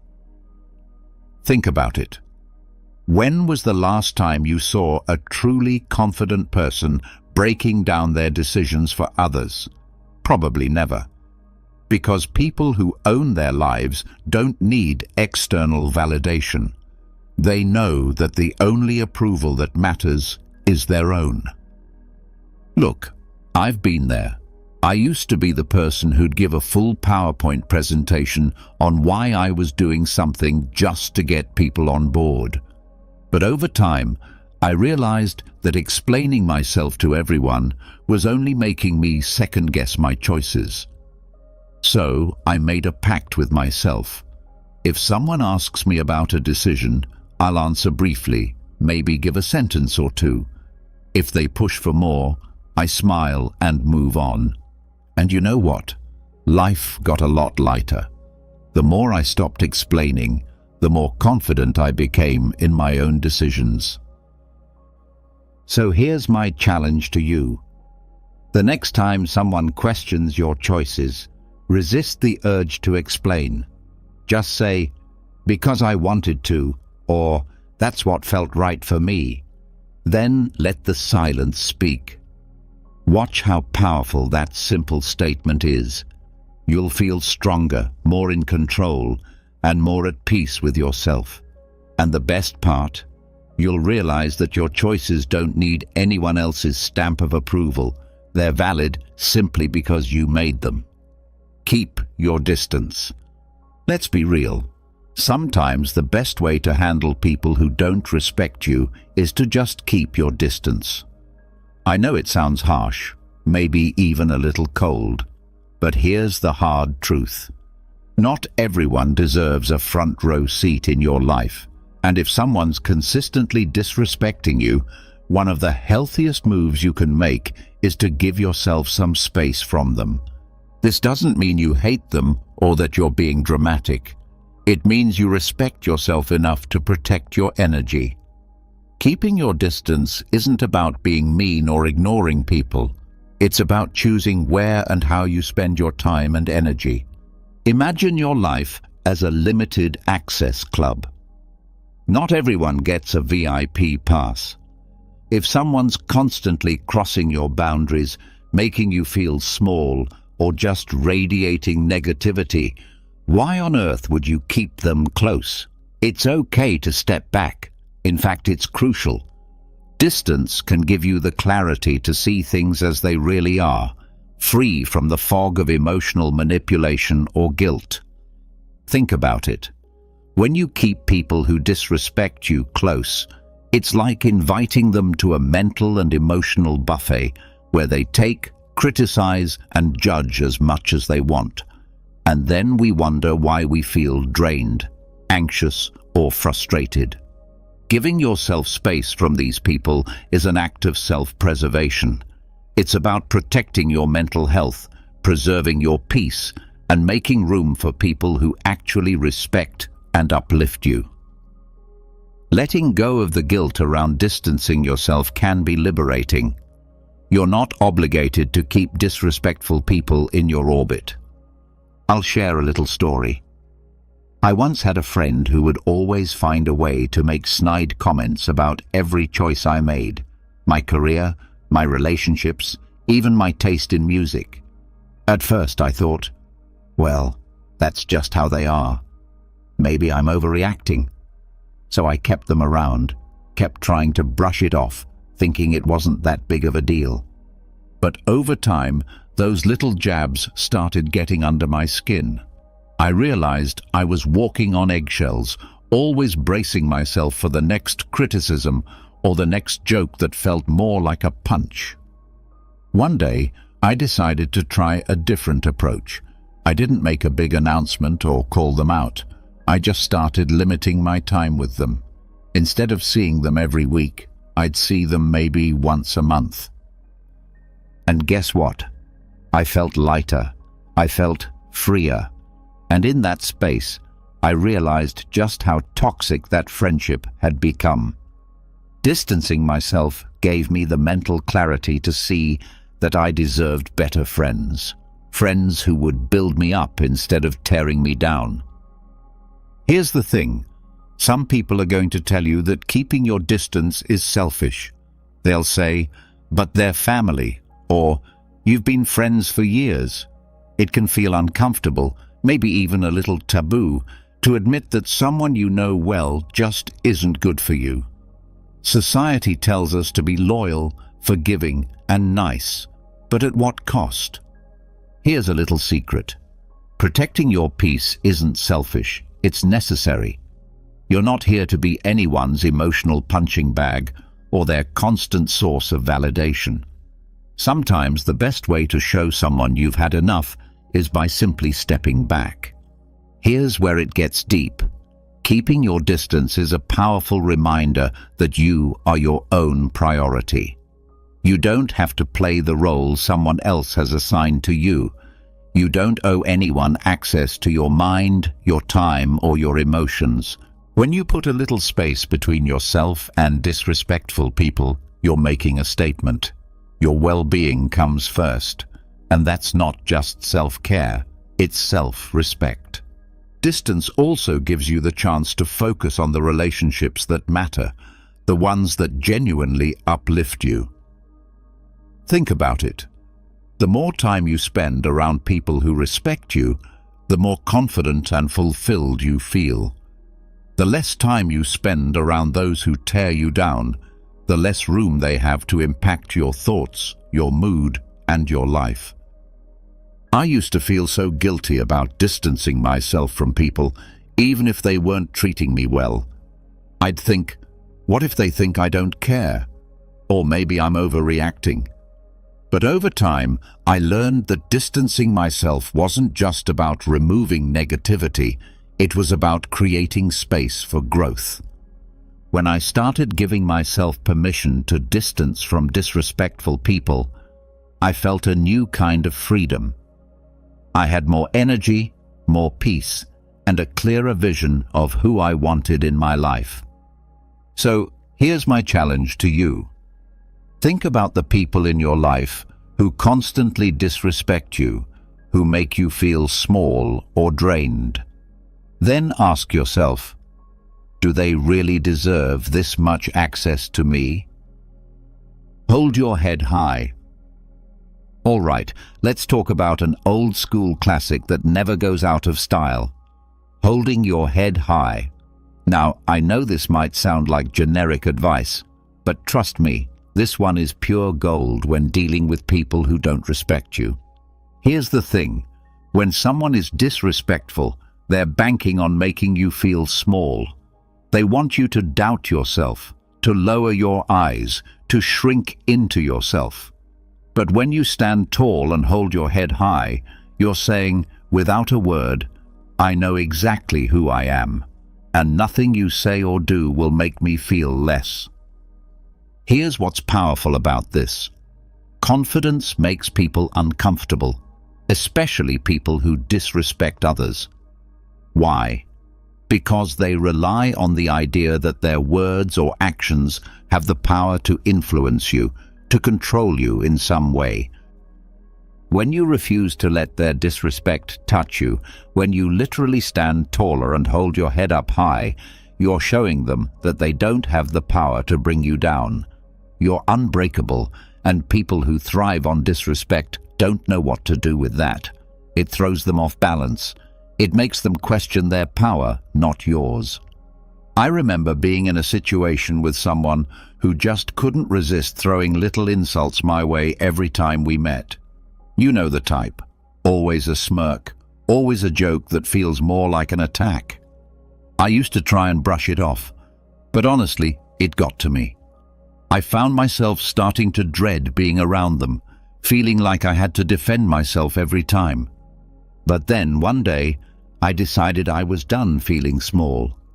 I showed up, shoulders back, head high, and every time they made one of their little comments, I just looked them in the eye, smiled, and carried on like nothing had happened.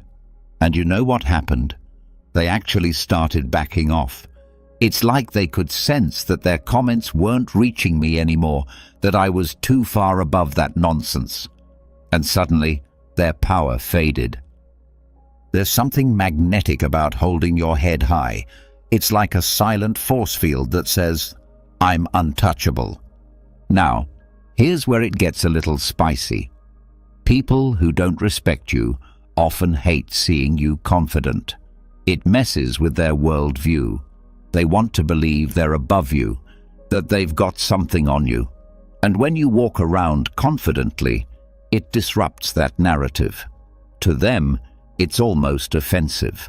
Society doesn't always know what to do with people who are unapologetically sure of themselves, especially when they refuse to let others' negativity define them. And let's be real, that can make you a bit of a target. But here's the thing, holding your head high isn't about them, it's about you. It's about living as if you're fully aware of your worth, as if you've got nothing to prove. That can feel like a radical act of self-respect. When you hold your head high, you're making a statement about your self-worth. You're declaring that, no matter what, you see yourself as valuable, deserving of respect, and inherently enough. Here's the deeper message. Self-worth isn't something you earn from others. It's something you claim for yourself. No matter what others think or say, you walk through life as if you already have everything you need within you. And guess what? You do. Holding your head high is a constant reminder that you're the main character in your own story. No one else's opinion has the right to make you feel less. The beauty of it? The more you practice this, the less others' disrespect will even register. You'll be too busy living in your own lane, too secure in who you are, to be bothered by anyone else's attempts to knock you down. This didn't come naturally to me. I used to be the person who'd slouch, avoid eye contact, and shrink when people were critical or dismissive. It felt safer to disappear. But over time, I noticed that every time I held my head high, every time I refused to let someone's negativity seep into my spirit, I felt stronger. It was like I was reminding myself over and over that I didn't need anyone's approval to feel worthy. I could simply stand tall in who I was. Holding your head high isn't just about physical posture, it's about mental posture too. Walk into every room like you belong there. Don't shrink yourself to fit someone else's idea of who you should be. If someone makes a snarky comment, let it roll off you. They're not seeing the real you, they're projecting their own insecurities. So why let it bother you? Here's my challenge to you. Next time you feel disrespected, whether it's a subtle dig or a full-on insult, don't react. Instead, take a deep breath, pull your shoulders back, and keep your head high. Look them straight in the eye, as if to say, I see you, but I'm above this. You'll feel a rush of confidence, a sense of peace that comes from knowing their words hold no power over you. Holding your head high is more than just good posture. It's a powerful, silent statement of your self-respect. It says, I know who I am, I value who I am, and nothing you say can change that. Because at the end of the day, respect starts with you. The more you respect yourself, the less room there is for anyone else's disrespect to stick. Stand tall, own your worth, and remember, you're worth every bit of that confidence. Life's too short to spend it bending over backwards for people who can't see your value. You don't need anyone's permission to stand tall, protect your peace, and live life on your terms. People will try to bring you down, test your boundaries, and question your choices. That's just the world we live in. But here's the thing. You get to decide what energy you let in. You set the standard for how you're treated. The best part? The more you focus on your self-respect, the more you'll attract people who see your worth, who uplift you instead of dragging you down. It all starts with you owning your power and letting the rest fall into place. So, hold your head high, embrace the silence when it serves you, and never apologize for walking away from what doesn't serve you. Thanks so much for watching. If you got something out of this, give it a thumbs up and maybe even hit subscribe for more content on owning your life and building the confidence to thrive. Share this with someone who needs a reminder to stand tall. And hey, drop a comment below if you've got a story about handling disrespect or setting boundaries. I'd love to hear it. Until next time, take care, stay strong, and remember, respect starts with you. Have you ever been in a heated argument, feeling like you're about to explode? We've all been there, whether it's a disagreement in the office, a fight with a loved one, or a heated debate online. But what if I told you there was a way to navigate conflict without using fists, figuratively or literally? The ancient Stoics, masters of emotional control and reason, have incredible strategies for facing your enemy with grace and poise. In this video, you'll discover 13 Stoic-inspired techniques to tackle conflict head-on, drawn from the wisdom of great thinkers like Seneca, Epictetus, and Marcus Aurelius. Trust me, these methods may require more patience and effort than throwing punches, but the rewards, inner peace, long-lasting solutions, and potentially transformed relationships are well worth the effort. So, are you ready to learn how to navigate conflict like a true Stoic? Remember to hit the subscribe button and the notification bell so you can see all of the videos on facing life's challenges with the timeless wisdom of Stoicism. Remember, your most significant victory lies not in external battles, but in mastering your mind and heart. Number 1. Delve into the depths of your adversary.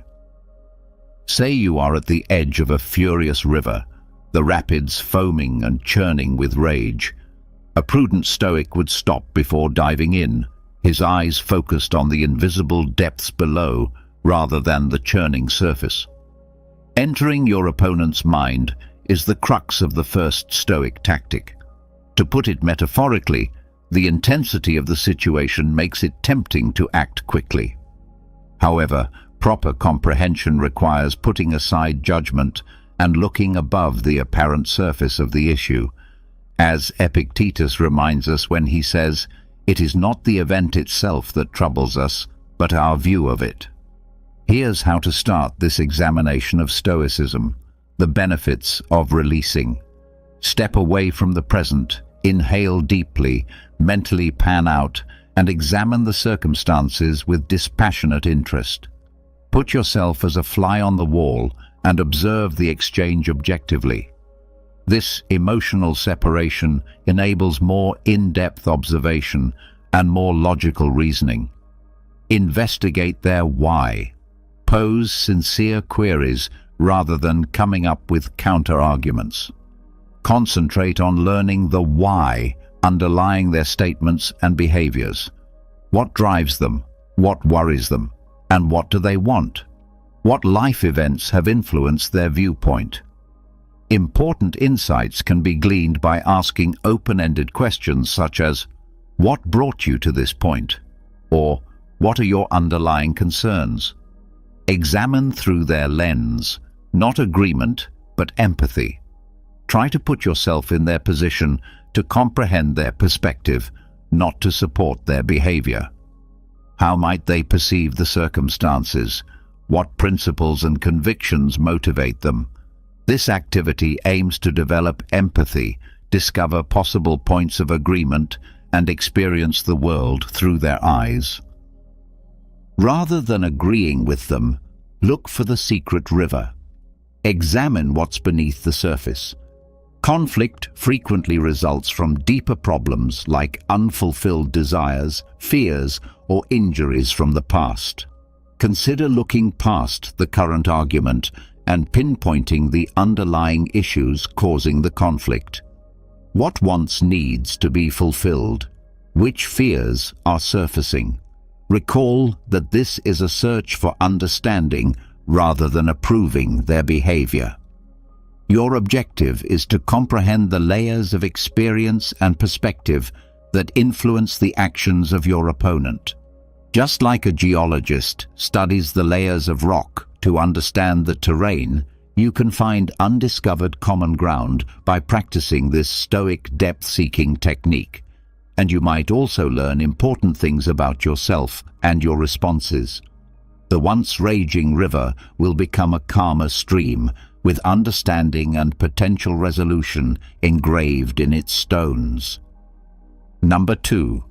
Choose your battles wisely.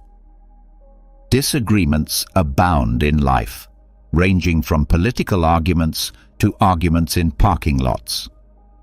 However, as the Stoics tell us, only some stones in the path require our whole focus.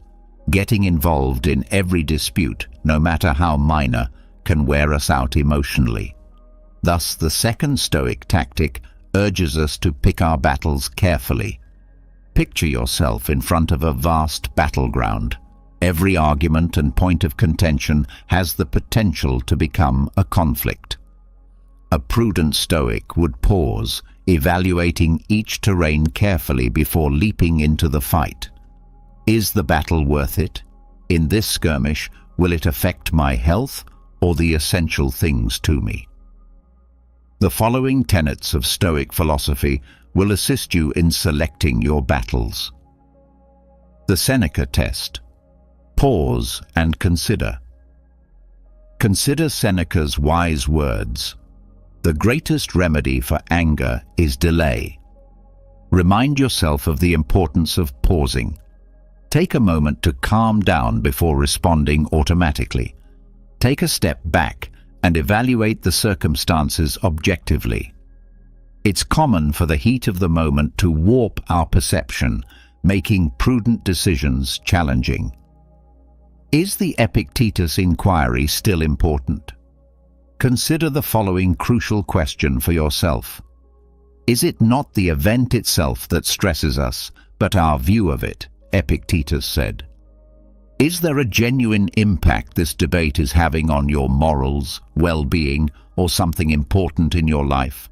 Or is it just a tiny irritation, a stone in the road, instead of a mountain to be conquered?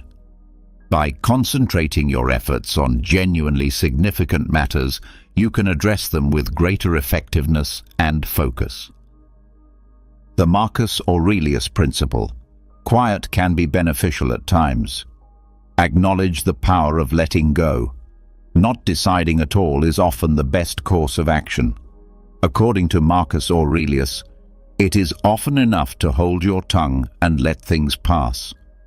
Simply ignoring small slights or deciding against getting into pointless arguments can be incredibly self-controlling ways to maintain your inner calm. The cost-benefit analysis of Stoicism. Analyze the advantages and disadvantages. Every conflict has a price regarding mental effort and possible outcomes. Compare the likely emotional costs of losing the disagreement with the potential rewards of winning. Is the cost of triumph justified? The purest kind of strength is sometimes knowing when to give up with dignity.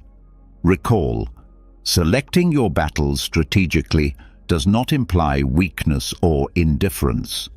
It's about realizing how limited your time and energy are and using them wisely. By applying this Stoic knowledge, you may navigate life's battlefield more focused and save your strength for the moments that matter. Number 3. Speak with calm and clarity. Imagine yourself facing your opponent with your words prepared for war rather than your weapons drawn. However, the Stoic approach emphasizes calm clarity, which opens the door to more constructive discourse. Instead of shouting insults and accusations, this tactic, which draws from the insight of Stoic thinkers such as Seneca, is centered on adequately expressing your demands and concerns to promote understanding and reduce hostility. The following are the main components of communication that draw inspiration from Stoicism. Develop your active listening skills. Go beyond simply waiting to speak. Pay close attention to what your opponent says before offering your own. Please pay close attention to them, both with words and body language. Don't interrupt, nod intelligently, and maintain eye contact. This shows that you appreciate them and understand what they're saying. Respect their emotions and validate their experiences. Empathy, not agreement. Respect their feelings and experiences, even if you disagree. Statements like, "I understand you're feeling frustrated," or "It sounds like this situation is important to you," can help establish rapport and connect. Raise any concerns you may have with I statements. Consider your viewpoint. Instead of placing blame, use I words to communicate your needs and feelings rather than critical you statements. You always do this. Examples of such statements include, "I need to feel respected in this situation," and "I feel hurt when you..." This lessens defensiveness and promotes a more team-oriented approach to problem-solving. Speak firmly and calmly rather than aggressively. Control, not noise, makes one strong. Speak up to ensure you understand, not because you're angry. Maintain a composed tone while speaking with strength and assurance. Steer clear of insults and personal assaults. They will only make the issue worse. Put solving problems first, not points. Seek solutions rather than victories. Remember that the objective is to devise a solution that benefits both of you, not to win the disagreement. Start the discussion with a question like, "What can we do to address this together?" and center it around cooperative problem solving. How can we reach a mutually agreeable outcome? Recall that practicing calm, clear speech is a necessary skill.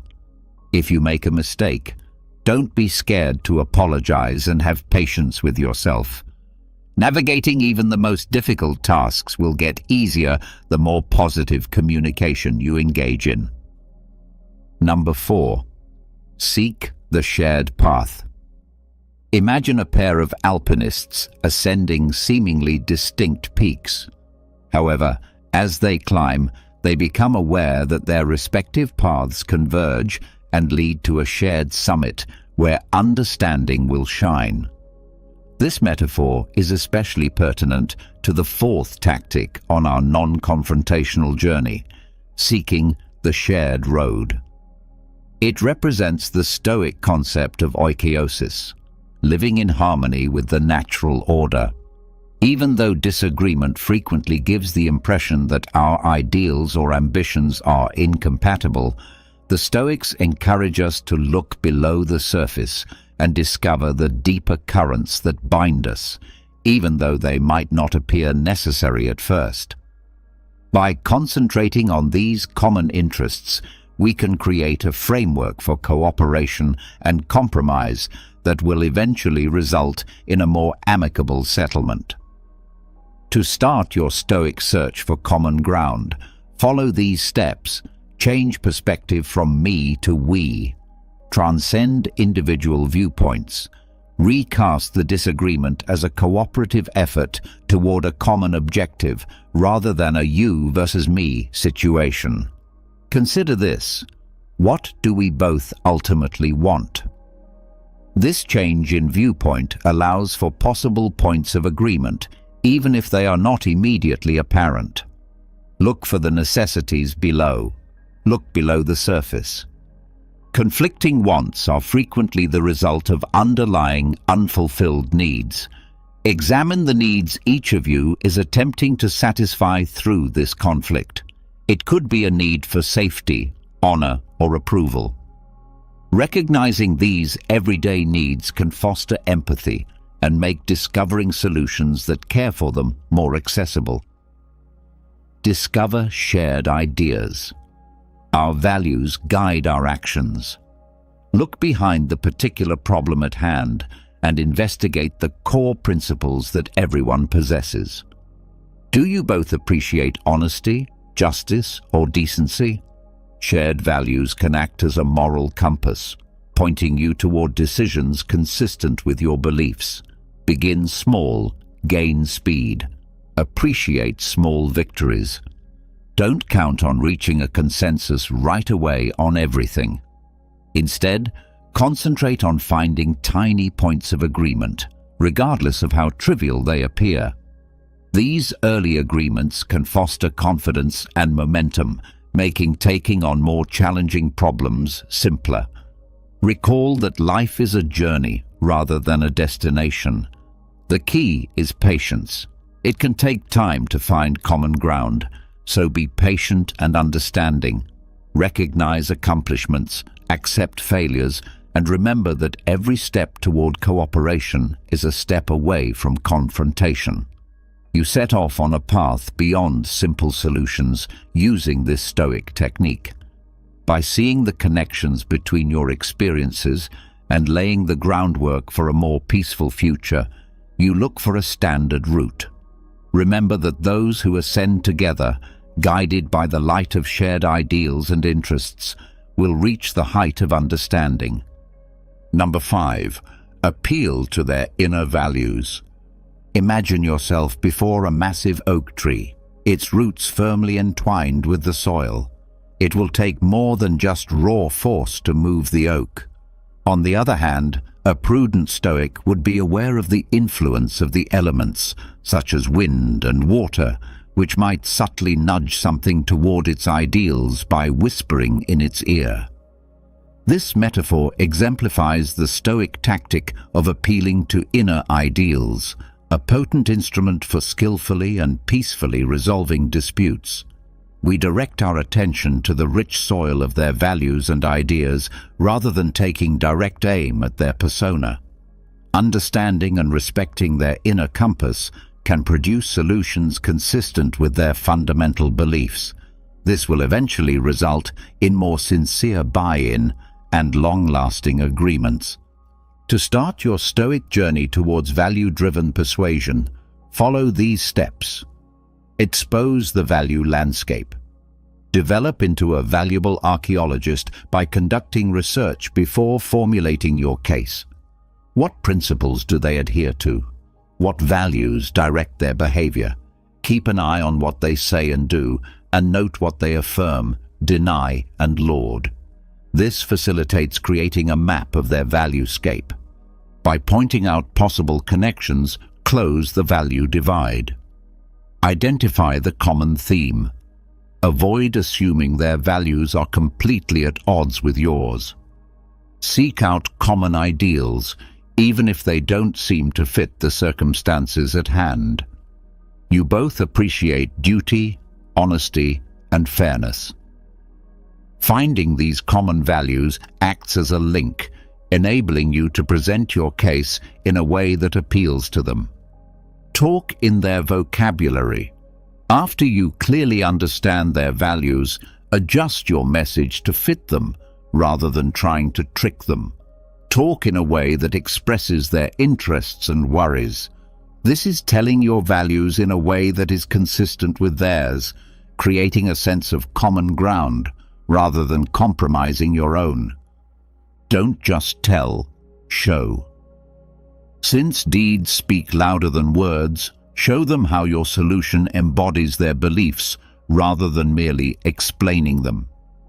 Give specific instances, anecdotes, or previous deeds demonstrating how your strategy embodies the essential principles.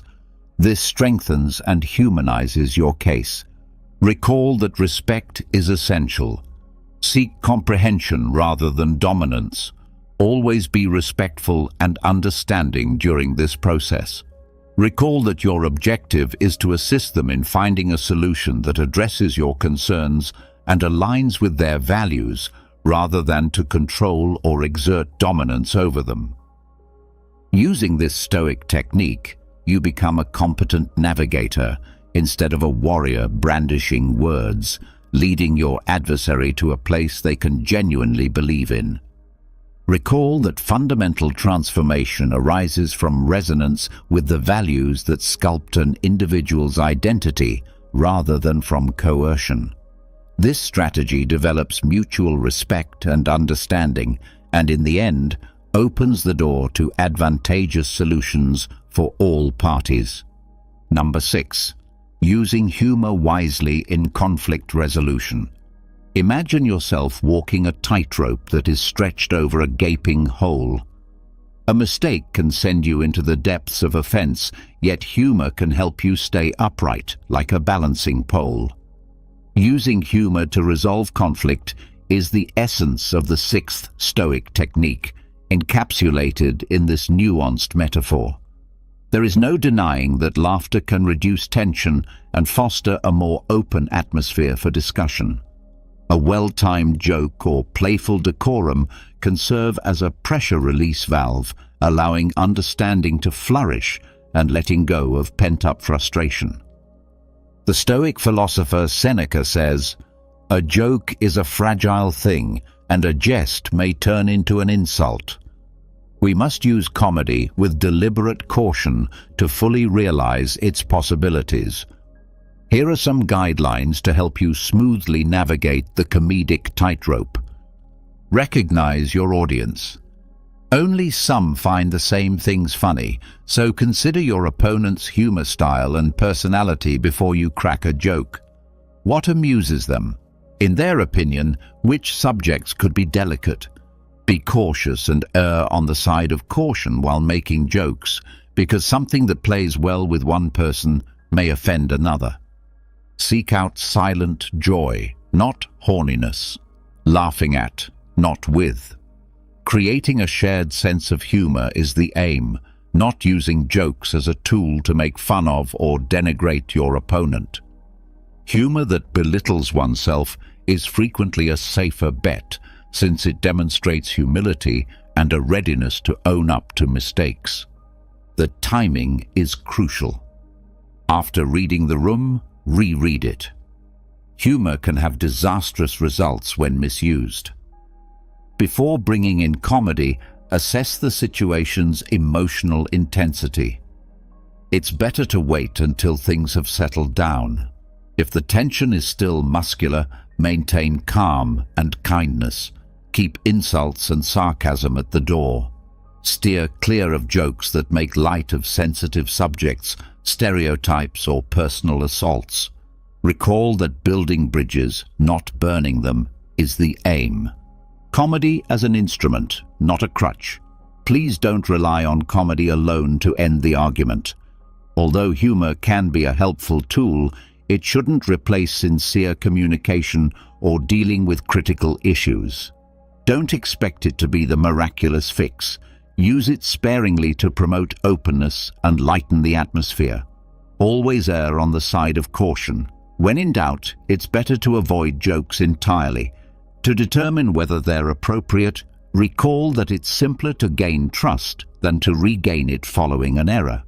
Including comedy using these Stoic ideas, comedy may become an effective tool for rapport building, stress relief, and opening up more excellent room for conflict resolution rather than a dangerous tightrope walk. Recall that the power of laughter is in its capacity to unite rather than divide. When used appropriately, it can turn tense situations into chances for understanding and resolution. This might shock you. Number 7. Offer empathy. Empathy. Picture yourself on a rough mountain trail, staring over a gap at a fellow climber who seems to be going the other way. Their annoyance and rage crackle through the valley like a windstorm. Instead of hurling arguments across the vacuum, the Stoic approach would be to descend gradually, bridge the gap, and extend an understanding hand. This is the core of the 7th strategy, the Stoic principle of expressing empathy. Empathy is a valuable tool for resolving conflicts amicably, even during heated arguments, as Marcus Aurelius recommends. We can create genuine connections and open the door to a more fruitful conversation by acknowledging the other person's sentiments and validating their experiences. Here's how you develop this superpower of Stoicism. Change the perspective from me to them. See the world through their eyes. Try to comprehend the situation from their point of view rather than concentrating just on your own. What life events have influenced their emotions? What insecurities or concerns could be motivating them? This change in perspective encourages empathy and enables you to recognize their distinct reality. Pay attention to the above words. Listen to the words not spoken. It's essential to pay attention to both verbal and non-verbal cues when communicating with others. This includes things like body language, tone of voice, facial expressions, and spoken words. It is vital to comprehend the information being transmitted and react accordingly. These frequently disclose deeper feelings that their words may have obscured. Try to understand while actively listening without passing judgment. Recognize, don't pass judgment. Appreciate their emotions rather than their behavior. Even if you disagree with them, let them know you are aware of and sympathetic to their feelings. I understand why this situation is important to you, or it sounds like you're feeling frustrated, are phrases that can significantly increase trust and decrease defensiveness. Look for the hidden pain. Find the source of the disagreement. Anger and irritation are frequently the result of deeper emotional scars. Look into any potential sources of pain, fear, or insecurity for them. A deeper understanding makes it possible to address the underlying cause rather than simply the symptoms. It also builds empathy. Recall that gratitude is not agreement. Walk along with them, not in front of them. Showing empathy does not imply endorsing their behavior or sacrificing your moral principles. It's as simple as recognizing their viewpoint and establishing an environment encouraging sincere dialogue. You can handle the disagreement with dignity and understanding, even if you disagree. You create a bridge of understanding rather than merely a bridge across an abyss of conflict. When you adopt this Stoic concept of empathy, you put yourself in their position to connect rather than pass judgment, and there's hope for actual resolution in that connection, not only for the here and now, but also for how you deal with each other moving forward. So, come down from the mountain, reach out, and give the gift of empathy. Together, you might be taken on an unexpected excursion. Number 8. Embrace the art of compromise. Imagine yourself before a massive oak tree, its branches obstinately waving in the breeze. It could take a lot of force to get the oak to bend to your will, which could hurt the tree and you. A more prudent strategy that draws from Stoic philosophy is learning the art of compromise, bending and adapting to find a way for the wind and the oak to coexist peacefully. Hard views and absolutes are rarely conducive to successful conflict resolution. Epictetus states, "Seek not to have things happen as you wish, but rather wish them to happen as they do, and you will live a tranquil life." The ability to discover answers that at least partially meet your problems and those of your opponent is a sign of true power. The following is how you can practice this Stoic art. Change me to we. Reframe the conflict as a cooperative endeavor. See the situation as a chance to devise a solution that works for everyone rather than as a rivalry. This change in viewpoint allows for more harmonious results and innovative approaches to problem solving. Identify common objectives. Look for common ground, even if it appears obscure. Examine your shared goals in the long run and see past the current argument. Maybe you both have the same values: fairness, respect, or a productive working environment. Finding these common objectives lays the groundwork for reaching a compromise. Set priorities and have the will to let go. Only some details matter equally. Only some features of the circumstances are worth dying for. Decide what is most important and be prepared to give in on less important things. This enables you to concentrate on identifying answers that deal with your main issues. Determine the win enough or win-win solution. Look for win-win solutions. Instead of focusing on a win for one party, try to find a solution where all parties feel their requirements are understood and somewhat met in the long term. This lessens animosity and promotes a feeling of justice. Recall that life is a journey rather than a destination. Patience and flexibility are key. Compromises are rarely a one-time thing. Be ready to review the agreement if something changes or new information becomes available. A durable compromise requires open communication and a readiness to change. Accepting the Stoic art of compromise keeps your demands and principles intact. Instead, you exhibit strength, adaptability, and a dedication to coming up with solutions that work for everyone. You understand how to live in a dynamic equilibrium condition, not resistance. Like the wind and the oak, which benefits everyone by bringing about a more tranquil and harmonious outcome. Number 9. Seek external aid without shame. Picture yourself tangled up in a thicket of thorns, the branches blocking your path as they twist and twirl. No matter how hard you try, advancement feels unattainable. This aggravation frequently resembles the sense of being trapped in a dispute where communication breaks down and a settlement seems impossible. However, the Stoics remind us that we are not alone, even in these situations. The 9th tactic strongly emphasizes asking for outside assistance as evidence of our dedication to forging a positive course of action rather than as a show of weakness. A mediator or counselor, for example, can serve as an impartial third party to help navigate the complex maze of conflict. Just as a Stoic philosopher leads their students toward knowledge, they can offer a controlled environment for discussion, guaranteeing that each side is heard and valued. Their knowledge can be helpful in breaking through the confusing communication, eliminating the emotional undergrowth. Strong emotions frequently impede our ability to communicate, making it difficult to grasp the viewpoints of others or to explain oneself clearly.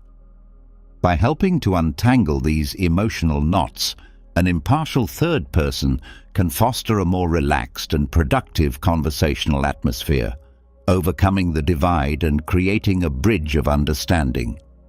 Counselors and mediators are educated to recognize and help parties in conflict close their knowledge gaps. They can promote empathy and lessen defensiveness by assisting each party in seeing things from the viewpoint of the other, encouraging fruitful conversations and leading the discussion toward resolution. Competent facilitators can guide the discussion toward constructive problem-solving, guaranteeing that all sides can voice their concerns and cooperate to find answers. Offer resources and methods, getting you ready for the journey. Many counselors and mediators have received specialized training in conflict resolution and communication methods. In the long run, they can help you build stronger relationships by providing you with the skills and techniques you need to handle conflicts in the future. Recall that asking for help is a strength, not a sign of weakness, but of wisdom. According to Stoic philosophy, asking for assistance is a display of wisdom rather than weakness. It shows that you are dedicated to developing a solution that works for everyone and are prepared to invest in your development and the partnership's success. By enlisting outside assistance, you can benefit from the knowledge and expertise of others, allowing you and your opponent to successfully negotiate the complex maze of disputes and arrive at a peaceful and constructive conclusion. Recall that occasionally receiving assistance can brighten the way ahead and remind you that you are not alone, even in the most trying circumstances. Number 10. Forgiveness. Imagine yourself fastened to a massive rock, its mass pulling you downward while its jagged edges pierce your flesh. This weight, which keeps you stuck in the past and makes it difficult for you to go on, is the weight of resentment and unforgiveness. Forgiveness, a gift to oneself, is a potent tool the Stoic philosophy offers for releasing these bonds. Neither the past nor the other person's behavior is justified by forgiveness. We are reminded by Seneca that he who is revengeful lives with a wound always open. Instead, forgiveness is a deliberate decision to let go of the hurt feelings that keep you stuck so you can go on with more clarity and peace of mind. Here's how to start this self-liberating Stoic journey. Turn the attention from them to you. Acknowledge the effect on your health. More harm results from holding on to anger and resentment than from the other person. It drains your vitality, impairs your judgment, and makes it more difficult for you to be happy and at peace. You can take back control of your mental condition and put your well-being first when you choose forgiveness. Recognize the influence of perspective. Examine the circumstances more broadly. Forgiveness occasionally necessitates comprehending the background and intentions of the other person. This is admitting their shortcomings and vulnerabilities rather than justifying their actions. This change of viewpoint might increase empathy and lessen the situation's emotional impact. Let go, but remember, let go of the past, not the memories. Being forgiven does not include forgetting the past. Instead, it entails letting go of the bad feelings connected to it. Recall the lessons you've learned, but let go of the things weighing you down, like resentment and hatred. Engage in active forgiveness. Remember that forgiveness is a continuous process. Please make an effort to extend it. It's a journey that needs constant dedication. You can practice active forgiveness by consciously letting go of unfavorable feelings and thoughts whenever they surface. Techniques like journaling, mindfulness, and meditation can be helpful tools in this process. Keep in mind that forgiveness is yours, a present for you, not for them. Forgiveness is ultimately a gift you give to yourself.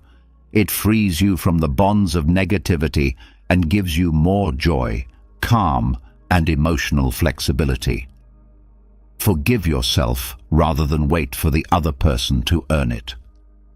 Accepting spiritual forgiveness allows you to change your present and create space for a better future. Rather than erase the past, you choose to walk the road of peace and self-compassion, releasing yourself from the bonds of bitterness and anger. Recall that showing forgiveness demonstrates your strength and dedication to your well-being, not weakness. Thus, exhale deeply, let go of the weight, and advance into a future offering more independence and inner serenity. Number 11. Growth from the ashes of conflict. Think of a phoenix that has undergone conflict and grown stronger and wiser. The spirit of the 11th Stoic strategy, using conflict as a catalyst for personal growth, is embodied in this potent metaphor. Remember Epictetus's advice: to make the best use of what is in your power and take the rest as fixed and beyond your control. Through introspection and self-evaluation, you can turn disagreement into a learning opportunity and a springboard for personal growth. Here's how to start this life-changing adventure. Adopt a learning attitude. See obstacles as opportunities. Change your mindset from perceiving conflict as a bad thing to perceiving it as an opportunity to develop and learn. Be open to analyzing your actions and inadequacies and approach the situation with an open mind. Make your excavation. Identify the underlying causes. Give careful thought to how you fit into the conflict. What made you react the way you did? Which principles or convictions was the situation at odds with? Which feelings became dominant, and how did they affect your actions? Sincerity is crucial in understanding your habits and triggers, so consider these questions carefully. Determine doable domains from contemplation to implementation. Don't let reflection get you down. Convert your observations into actionable suggestions for enhancement. Did you need help communicating effectively? Think about honing your active listening techniques. Were your feelings too strong? Investigate mindfulness practices to improve emotional control. Seek guidance and criticism. Learning from reliable mentors. Look for a loyal friend, therapist, or mentor who can encourage your personal development and provide unbiased input. Talking to a third party about your experiences and observations might help you see things differently and promote responsibility. Recall that growth is a procedure. The key is patience. Expect a gradual change. Personal development requires work and time. Remain dedicated to your continuous improvement. Recognize failures as teaching moments and rejoice in little accomplishments. Adopting this Stoic philosophy may turn disagreement from a harmful force into a powerful catalyst for self-discovery and constructive transformation. You are restored from the ashes and emerge from them more robust, wiser, and prepared to face obstacles head-on with poise and grit. Recall that you can learn and develop, and that even the most trying circumstances can serve as stepping stones to becoming the finest version of yourself. Number 12. Setting boundaries. Picture yourself with the waves gently crashing at your feet as you stand on a spotless beach. But hold on, someone is invading your personal space and upsetting you. Setting boundaries and defending your well-being and inner serenity are potent tools the 12th Stoic technique offers in this scenario, symbolizing the delicate balance of navigating interactions. It is not the event itself that troubles us, but our view of it. Epictetus reminds us, although we have no control over what others do, we influence how we react. By defining what we will and won't tolerate, we may safeguard ourselves against negativity and promote happier relationships by establishing clear boundaries. Here's how to apply this Stoic idea here in practice. Understand your inner guidance. Determine your requirements and values. Consider what matters most before establishing boundaries. Which actions are consistent with your values? Which behaviors make you feel low on energy or violate your personal space? Establishing these internal limits lays the groundwork for effective communication. Communicate respectfully and clearly. Words, not walls. Steer clear of ambiguous statements and passive-aggressive behavior. Use I phrases to assertively and directly communicate your boundaries while concentrating on your wants and feelings. Recall that cultivating cooperation and understanding requires polite communication. The secret is consistency. Consistency is vital. Once you set boundaries, be steadfast, like a lighthouse. Never give in to guilt or avoid conflict by making exceptions. You gain respect from others and show yourself respect by sticking to your boundaries. Get ready for opposition. Recognize that not everyone will be amenable to your boundaries. Prepare yourself for possible resistance by politely restating your position and stressing how important it is to honor your requirements. Recall that boundaries give you power. Self-care is the key to freedom. Establishing limits is necessary to safeguard your mental and emotional health, not to be selfish. You can set an environment where you can grow by protecting your space and energy, which aligns with Seneca's goal of living with a cheerful heart and a grateful attitude.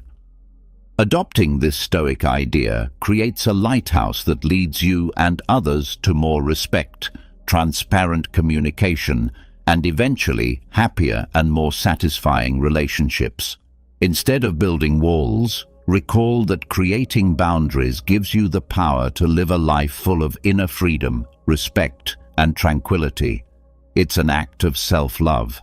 Number 13. Remember, you control your reactions. Imagine yourself in a violent storm with the waves smashing around you and the wind ripping. Although the storm's wrath is beyond your control, you can choose to handle it. This potent analogy captures the spirit of the 13th Stoic tactic: to remember that you are in charge of your responses and not the events around you. The Stoics remind us that real strength comes from dominating our inner world rather than exerting force over the outside world. Epictetus states, "It is a shame for the soul to depend on the body for satisfaction." We gain inner calm despite life's storms by concentrating on our reactions, which we can control. Here's how you develop this superpower of Stoicism. Determine what triggers you. Recognize your emotional terrain. Think briefly about the circumstances or activities that usually make you feel bad. Are there some phrases, people, or situations that get under your skin? The first step in controlling these triggers is acknowledging them. Take a moment to breathe. Make room between the stimulus and the response. Decide to wait before acting on impulse. Inhale deeply and give yourself space to observe and evaluate the circumstances quietly. This gives you room to make deliberate decisions and keeps your emotions from controlling what you do. Shift your viewpoint. Change the perspective, not the facts. Our reactions are frequently influenced more by how we interpret situations than their actual occurrence. Examine other viewpoints and confront your automatic beliefs. Can this situation be solved? What good things are you able to concentrate on? Select your reaction carefully. React. Don't overreact. After you've collected yourself and adjusted your viewpoint, consider your options carefully before responding. Does it help you to react with rage or frustration? Would being composed and aggressive work better? Recall that you can exacerbate or de-escalate the situation depending on how you respond. Exercise, exercise, exercise. Learning to control your reactions is a process that takes time and effort, just like any other ability. It takes consistent practice. By experimenting with varied responses in challenging situations, you can progressively increase your emotional resilience and self-control. You do not become docile when you adopt this Stoic idea. You gain strength. You learn to ride out life's storms with courage and grace, discovering inner peace in conquering your reactions rather than trying to dominate the outside world. Recall that peaceful power over your thoughts and feelings is the genuine test of strength, not control from without. Thus, maintain your composure under pressure, make intelligent decisions, and face life's storms with the steadfast poise of a Stoic sage. These Stoic-inspired techniques can help you turn disagreement from a place of fighting into one of learning, understanding, and inner calm. Recall that the real triumph is not about defeating your opponent, but about controlling your feelings and becoming a stronger, more confident version of yourself.